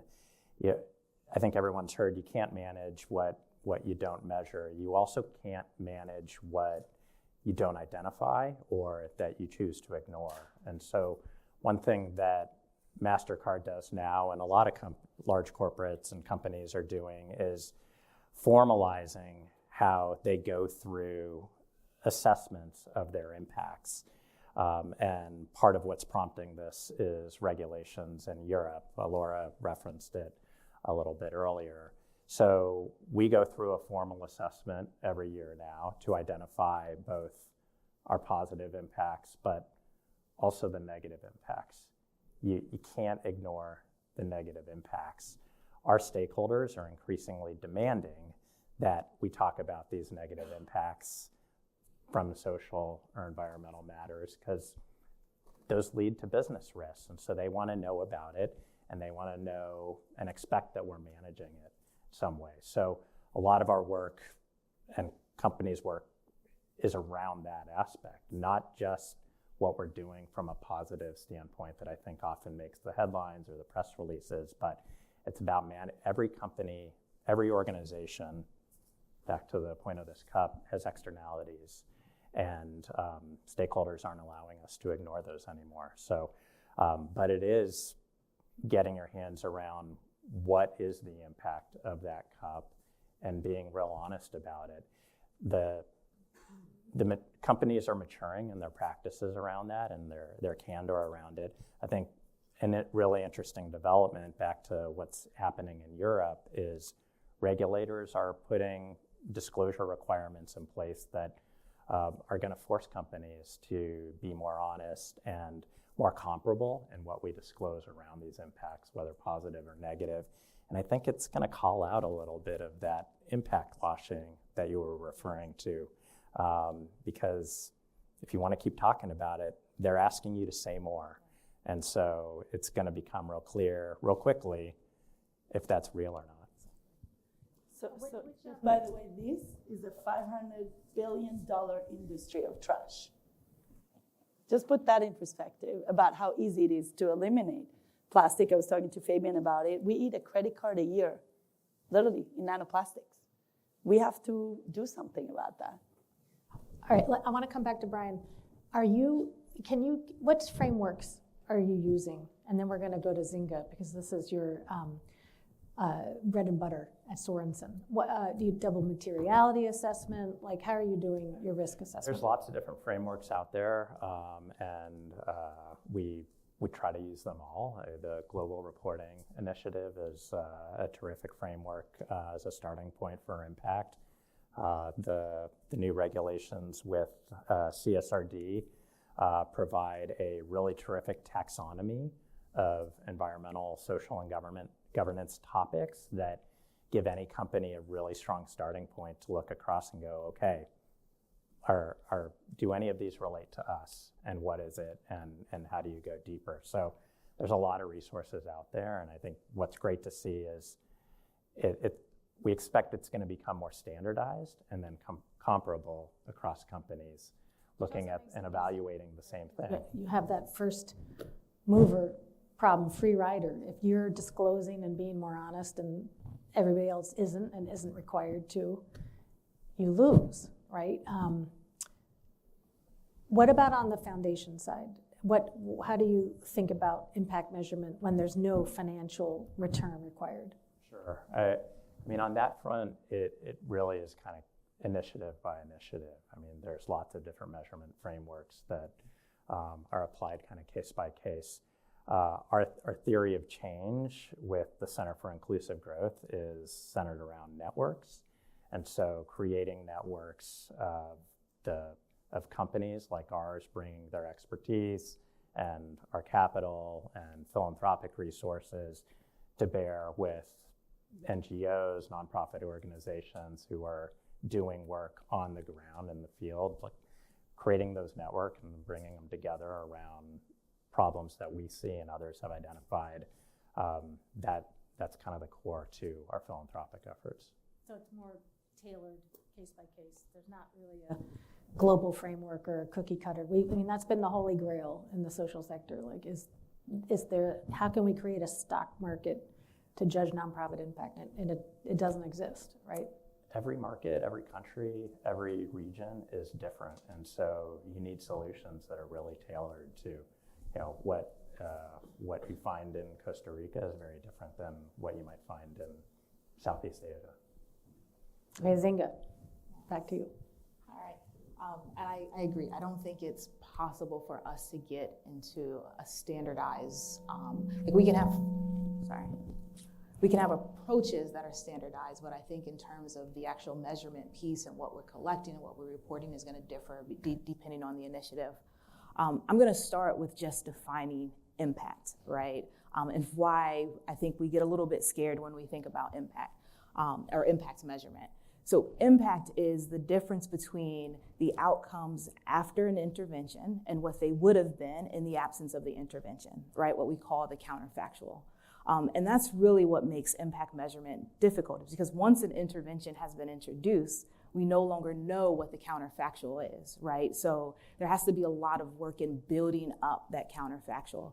And I like that you asked about the foundation, right? Because a lot of what we know is that nonprofits or organizations that are receiving grants are probably also receiving quite a bit of money to measure their impact rigorously, right? So we might hear about a randomized controlled trial or some other impact evaluation that allows them to be able to say, this is the impact of my product, service, or intervention. Once we move into the for-profit space, right, there's these trade-offs that exist. Like, I'm not gonna invest an infinite amount of resources trying to understand my impact when I have a business to run, right? So again, we go back to how do we do that balance between rigor and practicality in order to say something that's credible about the impact that we're having. So the framework that I like to use is called the 5 dimensions of impact. It's part of the impact management norms, which are a set of norms that have generally been accepted, particularly within the impact investing space, on how we measure and manage impact. And so the 5 dimensions are basically 5 questions that you ask to help you, your organization, understand your expected impact. So the 5 questions are what is your expected outcome? Who is expected to benefit from your product, activity, service? How much are they expected to benefit? How many people will benefit? How long will they benefit, right? The how much piece. Contribution, what is your contribution to the change in outcome that we expect to see? And risks, what are potential risks that will prevent the impact from occurring, and what are some potential mitigants to protect against those risks? Now, organizations answer those questions, but it also allows us to identify impact metrics that you can collect, that you can track, right? To be able to track your impact performance. But again, that doesn't get us to impact, which is how do the metrics that you're collecting, particularly your outcome metrics, compare to what they would have been in the absence of your organization operating. So again, I'm not advocating for a bit of an organization to conduct a randomized control or rigorous impact evaluation, but you've identified a problem by listing out the statistics that have told us that this is a problem, right? We know how many people are living in poverty or extreme poverty, right? We know what the enrollment rate or the educational attainment rate. We know the prevalence of health diseases, right? We talk about the challenge using those statistics to really talk about how bad the problem is. So what I recommend with our clients is, let's use those statistics as the status quo. And so again, this isn't rigorous, right? But if you're collecting outcome metrics and you're monitoring those outcomes over time as you're perfecting your business model, those metrics, as we compare them to the status quo, should be better than the status quo. And if it's not, you're probably not having an impact yet, right? And so that's really what you want to see, is that your outcome metrics, or the metrics that you're collecting compared to what we would call the status quo, is starting to look better, so that we can say something, get us closer to being more credible about the claims that we're making in terms of the impact that we're having. I think one thing that you said is certainly becoming more part of the mainstream in the foundation, corporate CSR world, private foundation world, which is this idea of contribution versus attribution, right? So in the earlier phase of this sector, really, it was, how do I attribute this change to my company's grant or my foundation's program? And thank you. And of course, we know from, thank you.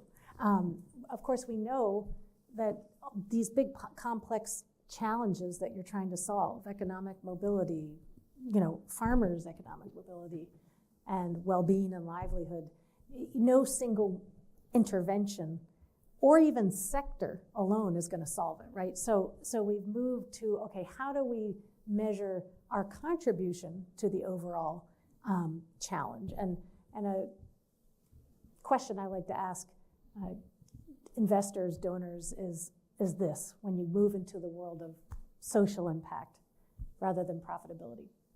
And the question is, which snowflake breaks the branch? Right?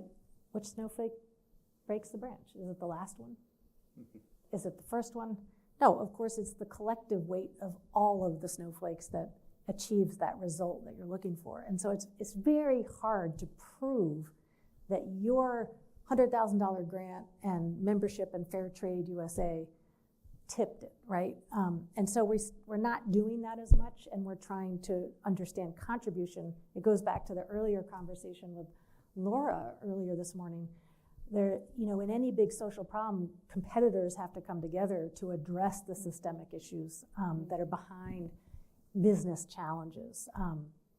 You look like you wanted to get in on the frameworks conversation. Yes, I think there's two things that you mentioned and that Laura mentioned this morning that are the explanation of how to make the change. So number one is very important, is the approach of bottom-up. Most of the solutions today, and a lot of the money, you asked Laura about government, what role do they play? It's like the panel we did in New York about hunger. There's enough food to feed the world. It's just not getting to the right people because most of the solutions are top-down. So people come to farmers and say, oh, let me tell you, I know what your problem is. So here's what we're going to do for you. So there's insurance for farmers for weather. Oh, it doesn't work. There is funding for farmers, but there's no access. There's all these solutions for farmers, but somehow it's not what the farmers need. So I think bottoms up is the number one sort of requirement for making change and measuring change. The other one that Laura also touched upon was collaboration. What Buena Vida is doing and the success of Buena Vida is not Buena Vida. It's the ecosystem we're building. It's the platform that we're building. So anyone who wants to do this can do this. People ask us, can you share this? Can you share that? Everything. We're transparent. We're trying to change an industry. So come and copy us. We will tell you everything the way we do and even how to better it. We want you to be better than us. We want you to have we want to have the best competition. We want everyone else to pay the farmers more, to have better coffee, to have regenerative agriculture, to serve farmers. Please come. That's what we want. So it's building Open source model. It's open source model. Yes. And it's about building that platform. And I think one of the things that I love about Sorensen, besides its people, because everyone I've met at the Institute, it's just like I want to work with them, is they have an open source model. They also have an open mind model, right? So they are willing to learn, willing to pivot, willing to change. It's not like this is impact. Because like we said, it's not like this is what impact looks like. It looks very different to different companies and different people. So you need that openness. And I think collaboration is key. None of us will do it alone. And I think that's actually the basis of regenerative agriculture, right? We're not going to monocrop. So if we're going to do polycultivation and if we're all going to work together, We all have a role in change. And I think the number one role is the consumer. Until the consumer does not demand healthier food, healthier coffee, more pay for farmers, show me how you pay farmers, it's not going to happen. You walk into a supermarket and you try and read the label. I mean, it's the most greenwashing I've ever seen. I mean, sugar has a million forms except sugar, and you're inhaling so much sugar. And it's scientifically proven sugar causes cancer, promotes cancer, I mean, all that stuff. It's not good for you. I think it's time for change, but for change, every single one of us has to do it. We can't go at it alone. And it's going to be hard. I don't want to have coffee without sugar. Like, I'm going to have to try our coffee. You're not going to need sugar. But okay, so what about, this wasn't part of our prep discussion, but what about the SDGs? What about the Sustainable Development Goals? Has that helped move companies forward and align around common objectives, or where are we with that? Give it the hard question. I can start this. I mean, it's a great question. I think organizations that reference the SDGs, I don't know what the word is that I'm going after, but it's, I can't think of the word, but it's yes. It is kind of BS, but it's like it's giving them something to talk about, but not necessarily in a directed way, right? So if I'm working in agriculture or food security, right, I can pull out the UN SDGs, but it's not really used as a way to really inform the business operations. However, for me, when I do think about the involvement of the private sector, I do really, really get excited, right? Because in order for us to achieve the UN SDGs, we know we need more involvement from the private sector. So if they want to use it in order to justify, how they're addressing these social and environmental challenges, that's great. But I don't think the use of it by the private sector is really being incorporated in their business practices to really inform their the decisions in an informative way. I don't know if that answers your question in terms of how. Yep. And Brian, what's your thoughts? I think it's been very important to the maturation process and companies, doing what Patagonia did a long time ago and taking their environmental and social impacts more seriously. I love that the first thing you run into in our executive offices is a massive poster of the SDGs hanging on the wall. And so every time one of our senior executives walks to their office, they're looking at that. It has focused attention. I think business is now going further and getting more sophisticated around it. Okay, we're going to give Gally 1 minute, and then your questions. We want to hear what you all are interested in. I think it's simple. I think when you look at the environmental crisis that we're facing, then you know that we're not even scratching the surface. We're not. It's all the washing. It's the impact washing. Everybody's saying what they want to do. Everybody's saying, I'm doing this, I'm doing that, but you can already see. And it's simple. I always, have a lot of discussions with different successful CEOs, and they tell me all about their sustainability, and I sometimes laugh, and I say, so what coffee are you serving your employees? What's in your cafeteria?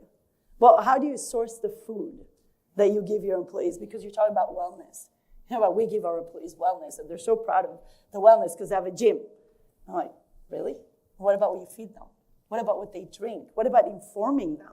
What about preventative health insurance? Instead of, we cover all these disease for you. We're only talking about disease. Why not talk about health? Why not talk about what you could do to prevent them from being sick? That's not the systems we have. And unfortunately, the education systems are broken. The healthcare systems are broken. Agriculture systems are broken. So at some point, to fix it, it's not going to be good enough just to look at SDGs or look at, these very big goals. It has to be one little action at a time by everyone. And somebody said to me once, I love it because I'm such a, I want it all to be the way I want it to be. And they said, okay, Gali, what's better? 1 billion people recycling more or less, or 1 million people recycling perfectly. I was like, I guess I'm going with 1 billion people recycling more or less. So I think we got to start looking at the big goals, but one step at a time and together, I really think we can change the world. I think in social change, we think about it on two levels. There's the individual level. What can consumers do differently? Choices that you make. And then the environmental level, right? Like I know we run events here in Fisher all the time, and we have a tight budget. So we order the food and the soda that is cheaper. And if you're gonna pay more for something that's more healthy, you got to raise the money. But this instead of just buying the dispenser, right? So we're all making choices. So how do we say, as in this case, a university, we're going to prioritize the health and the planet with everything we do? And it might cost us a little more, but do we want to make that commitment and cut back somewhere else? I don't know. Ricardo, you can work with me on that. Yes. And Pete over at the Earth Commons Institute, what is happening? Okay, so what are you guys curious about? What's on your minds? Yes. Hi, my name is Julia Pasquisi. I'm a sophomore here. Oh, thank you. Hi, my name is Julia. I'm a sophomore here pursuing a joint degree in business and global affairs from the business school and the School of Foreign Service. And I'm just kind of wondering about what we just touched on, like what consumers can do on an individual level. Like, I know there's a lot of dialogue, for example, about cutting out animal products and choosing to like not support the meat industry, for example, as like an effort to reduce greenhouse emissions. And I'm wondering, like, in each of your industries, like, how do you see the consumer's role and how do you push against this kind of act that like one person won't change anything, or like at the end of the day, it's in the hands of big corporations because they have the money, they have the power, they're making the decisions? I'll start with that. Great, thank you for your question. So I don't think it starts with corporations. Like, we don't exist without the consumer. The consumer is king or queen. And so I think it starts with your actions and purchasing the coffee that is more sustainable than others, and demanding transparency in the impacts. So, but that might be more expensive, might cost more out of your pocketbook initially, but over time, as more and more consumers demand that, I think you'll see corporate practices change, or you'll see other players like step into the breach and serve your need. Hey, Brian's putting it on you, personal responsibility. What about you, Gally? I'm also putting it on the consumer, but more than anything is get informed. It's really important that you understand what you're consuming. So I love what you said about meat. No, it's not about the meat industry. If you read Alan Savory and you understand, it's not the cow, it's the how. Meantime, Beyond Meat is filled with glyphosate. And a lot of the meat alternatives are filled with a lot of other agrochemicals. But you need protein. So if there's an amazing doctor, Robert Lufkin. He wrote a book, The Lies I Was Taught in Medical School. It's the same, and too bad Adam just stepped out, but it's the same in all the land use universities around the US. They are funded by the agrochemical industry. So what you learn about agronomy is everything to do with agrochemicals. They're not teaching you regenerative agriculture. Understanding ag, which was founded by Gabe Brown, Alan Williams, Rick Clark, they're real farmers of America. They are leading the change in the Farm Bill. Now, everybody thinks the Farm Bill is about the farmers. Well, newsflash, Farm Bill is about you, the consumers. It's everything to do with the regulation around labeling, around what you'll be served, what's allowed and what's not allowed. So we gotta get informed. And I think it's really easy for us to get lost. And I'm telling you, I'm lost in a supermarket. And I think now I've become a lot more knowledgeable about regenerative agriculture, about what to consume, about health and healing, about well-being, about holistic doctors. And I go to the supermarket and I'm overwhelmed. I'm like, should I buy that? Well, that's in metal, that's in glass, but the glass has a metal cup. And I mean, I just go nuts and I try and read the labels. I even put them through Yuka or one of those apps. and I'm overwhelmed. So I'm thinking, me who is part of the food industry is so lost. I can't even imagine a consumer that knows nothing about agriculture or food. So I think we all need to get informed. I think it's on us. It's on us and the nonprofit sector, the NGOs. You know, I think about Sustainable Seafood Watch, which is really trying, you know, just at the fish counter. Do you have farm-raised sustainable salmon or wild-caught? Which one's better? Which one's pinker?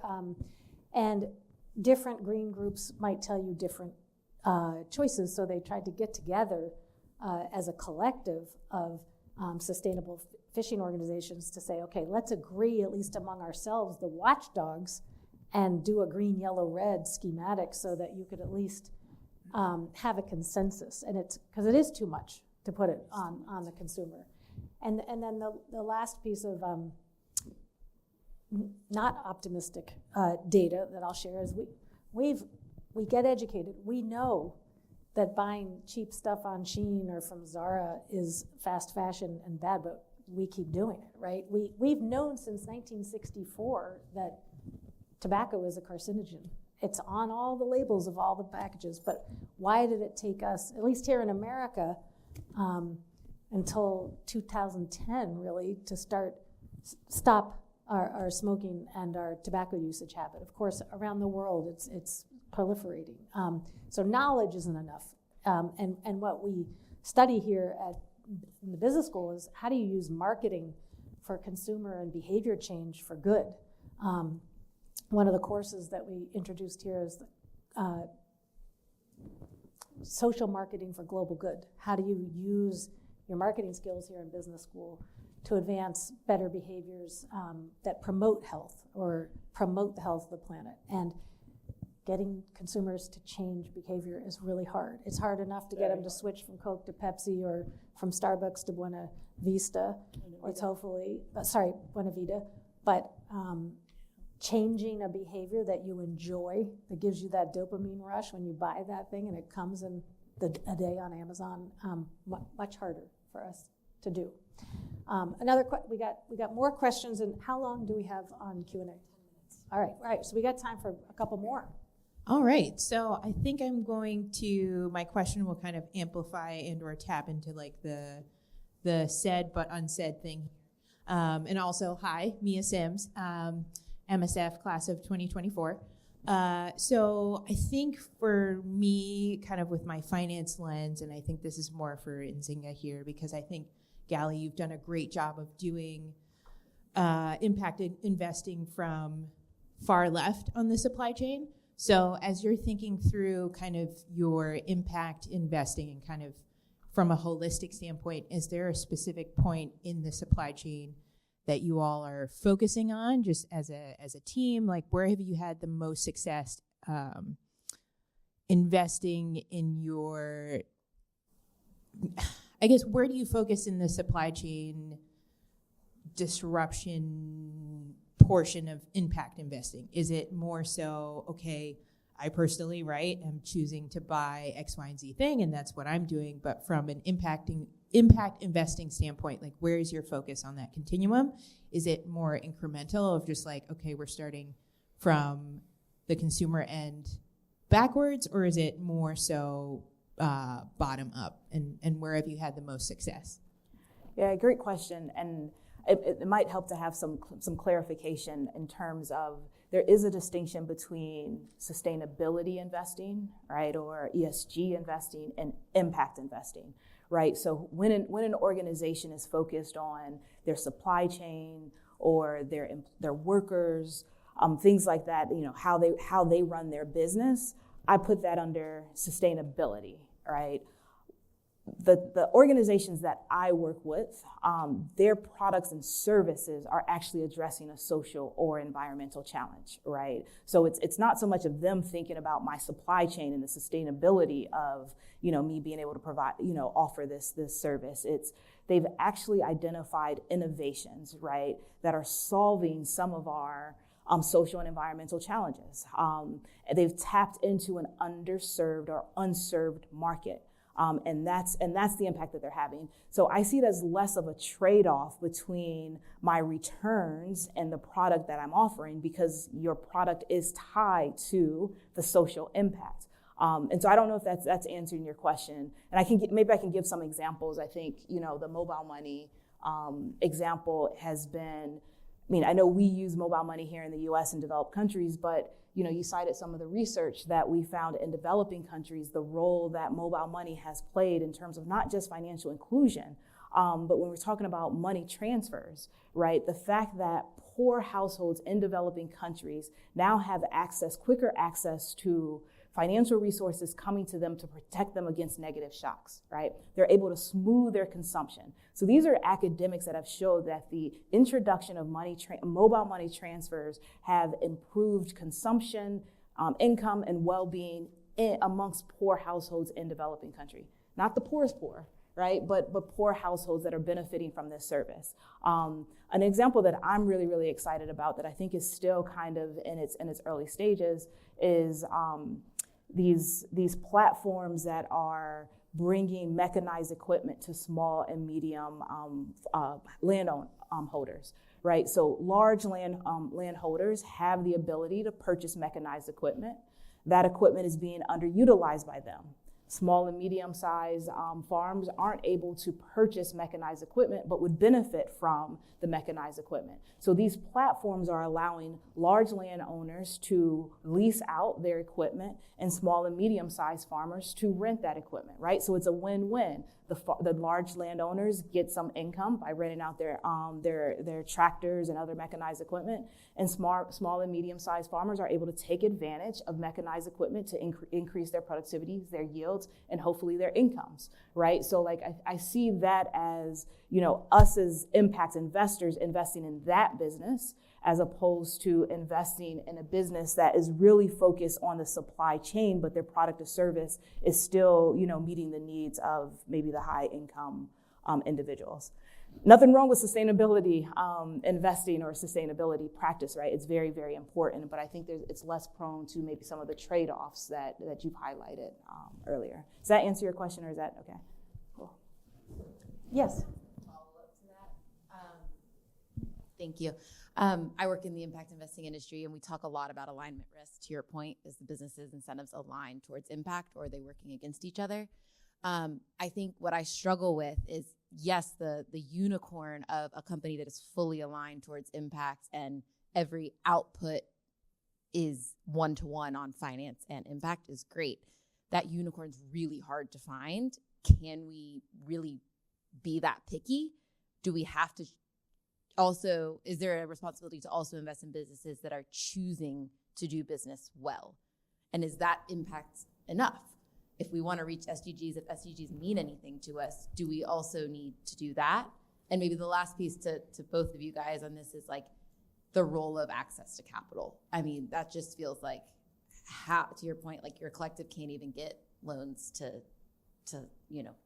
fund the work. So I guess I was just wondering, to follow up on that, if you could talk a little bit how you balance that on a macro scale, not just one-to-one investment decisions, but a larger. Yeah, and are you talking more about, I guess, that mission drift, right? So the businesses, a lot of their business lines or products might have higher profit margins if they're serving.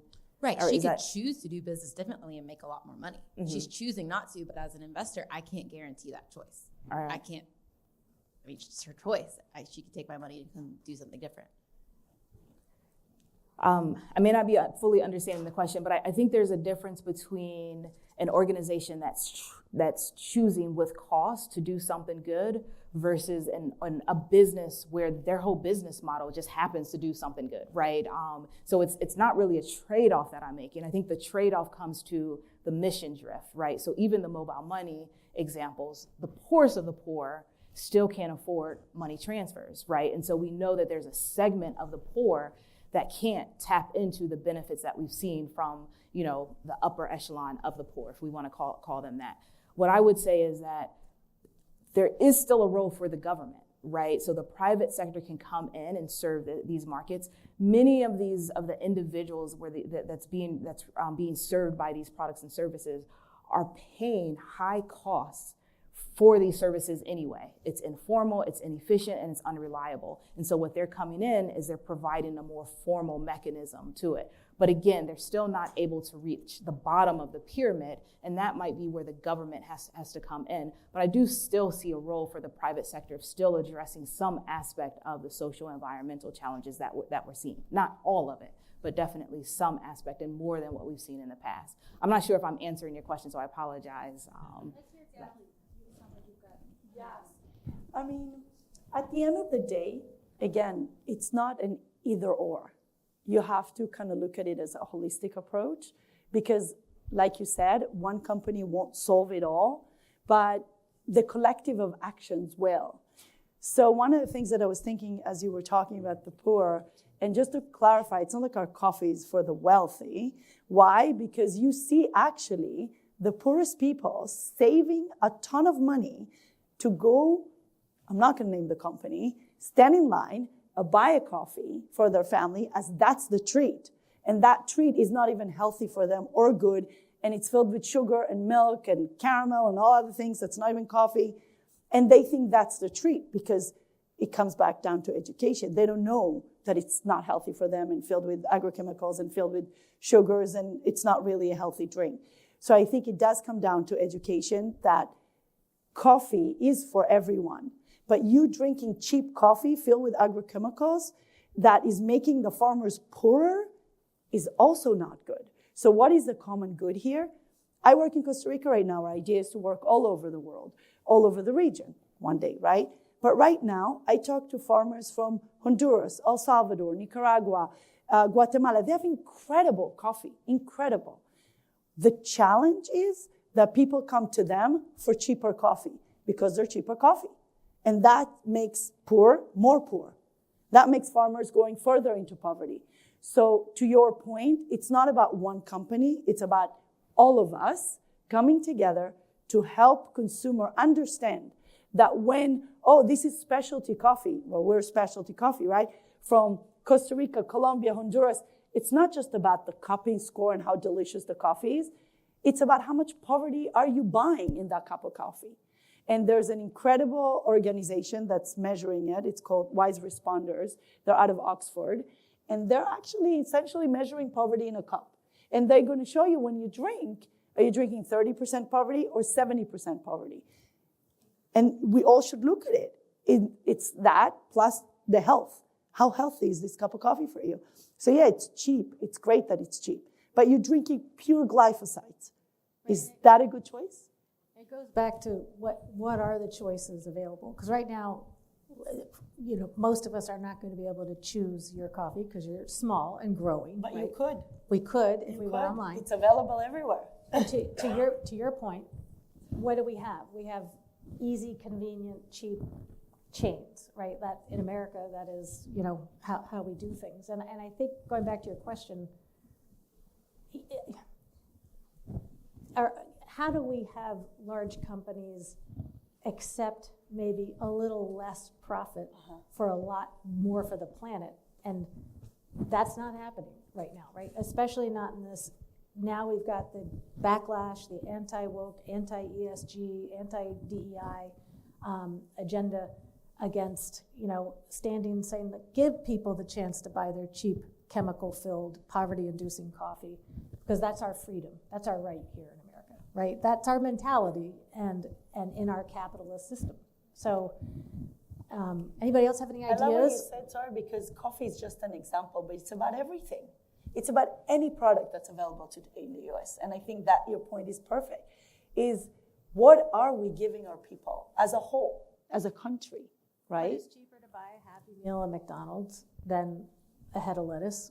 You're going to go for the 2,000 calorie thing that's going to fill your kid up, not the healthy thing that's hard to get because you live in a food desert. Our choices are made for us, for people who don't have the privilege of choosing the more expensive or driving a little further. It's the environment that we've created.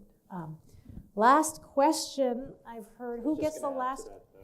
If I could, Yes. I do think companies are making short-term investments that have long-term benefits, and that is hard to explain on paper sometimes. And this is a space where I think, going back to what Ricardo was getting at in his opening comments, government could really help here, because there is a disconnect in timeframes in terms of comparing the benefits or cost short term versus potentially very long term. And so the challenge is there is no immediate cost to individuals, organizations, companies for those externalities, and that's a space where you need government to ultimately step in.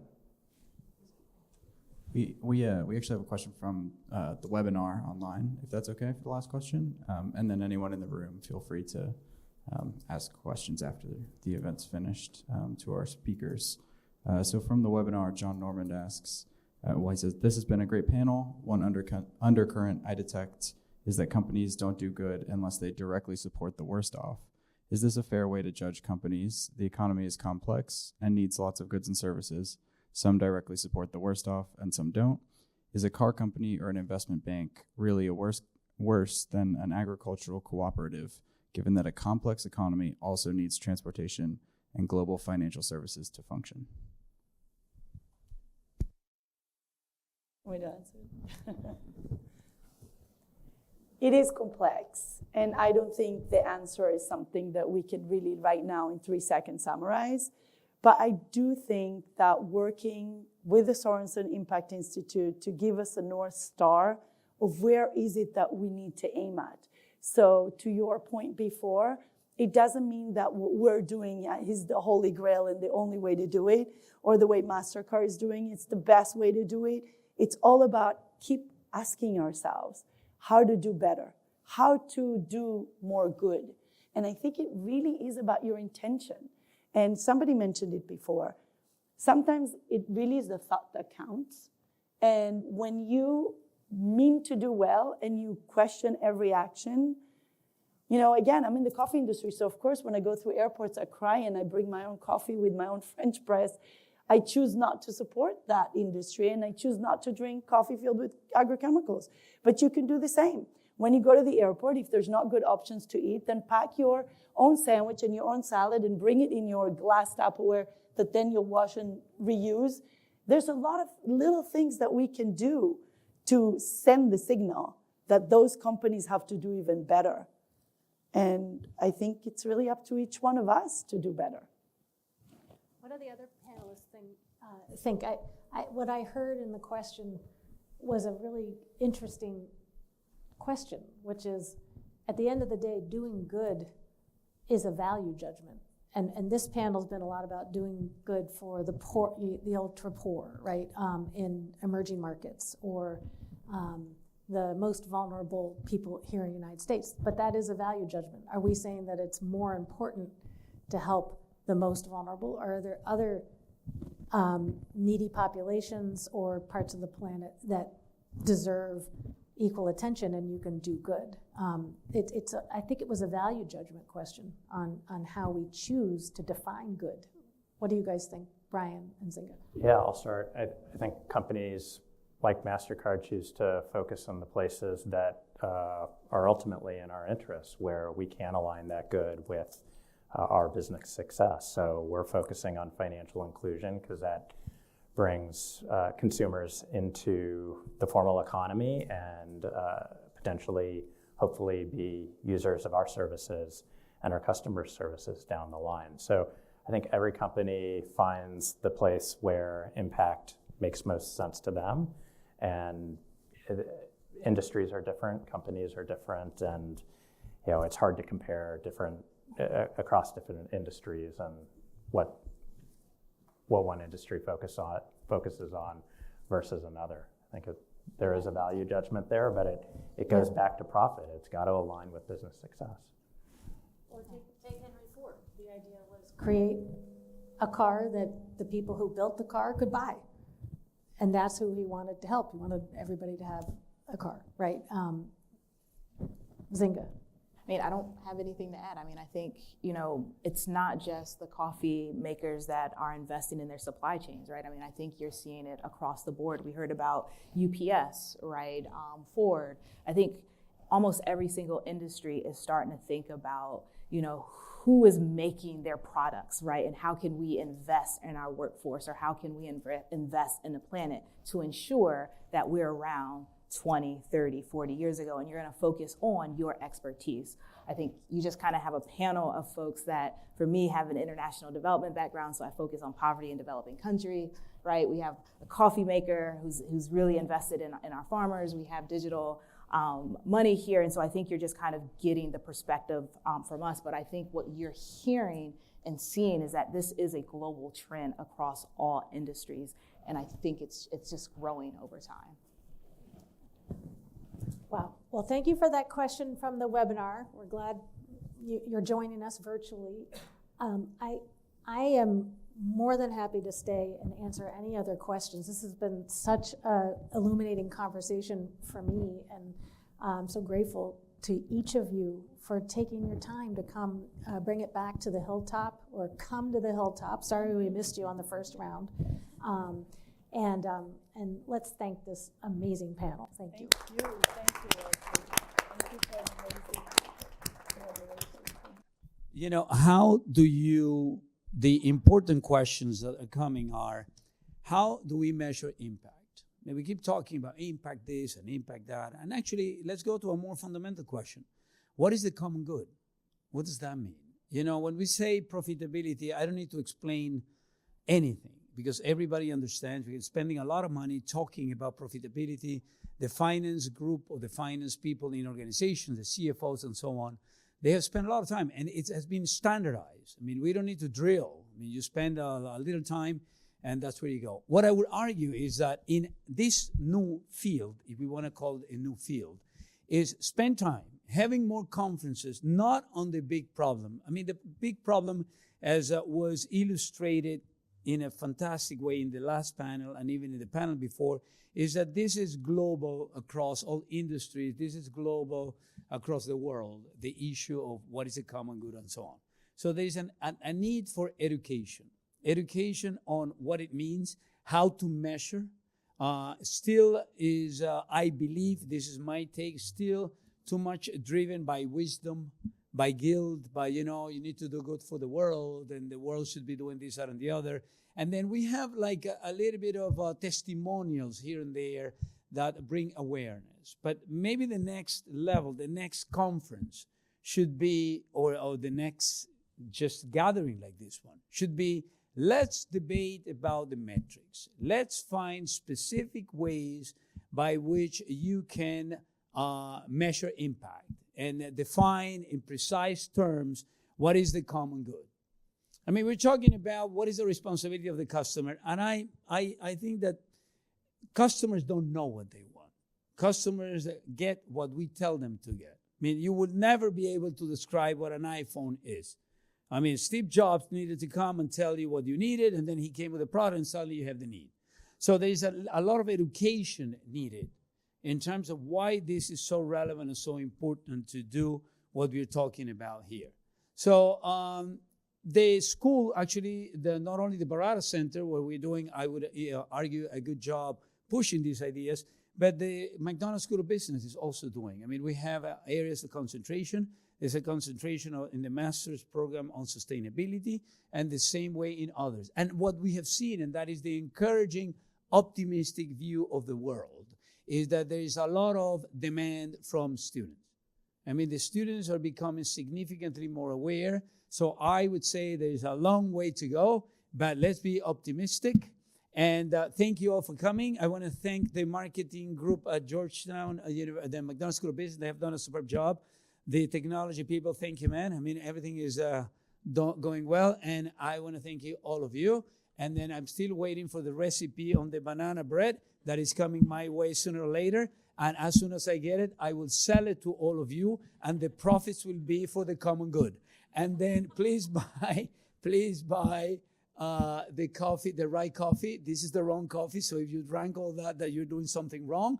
But don't worry, be optimistic, be cheering about this, because life is tough and then you die. So don't forget that. Be optimistic. God bless. And, never forget about the common good. Thank you guys for coming, and I will see you.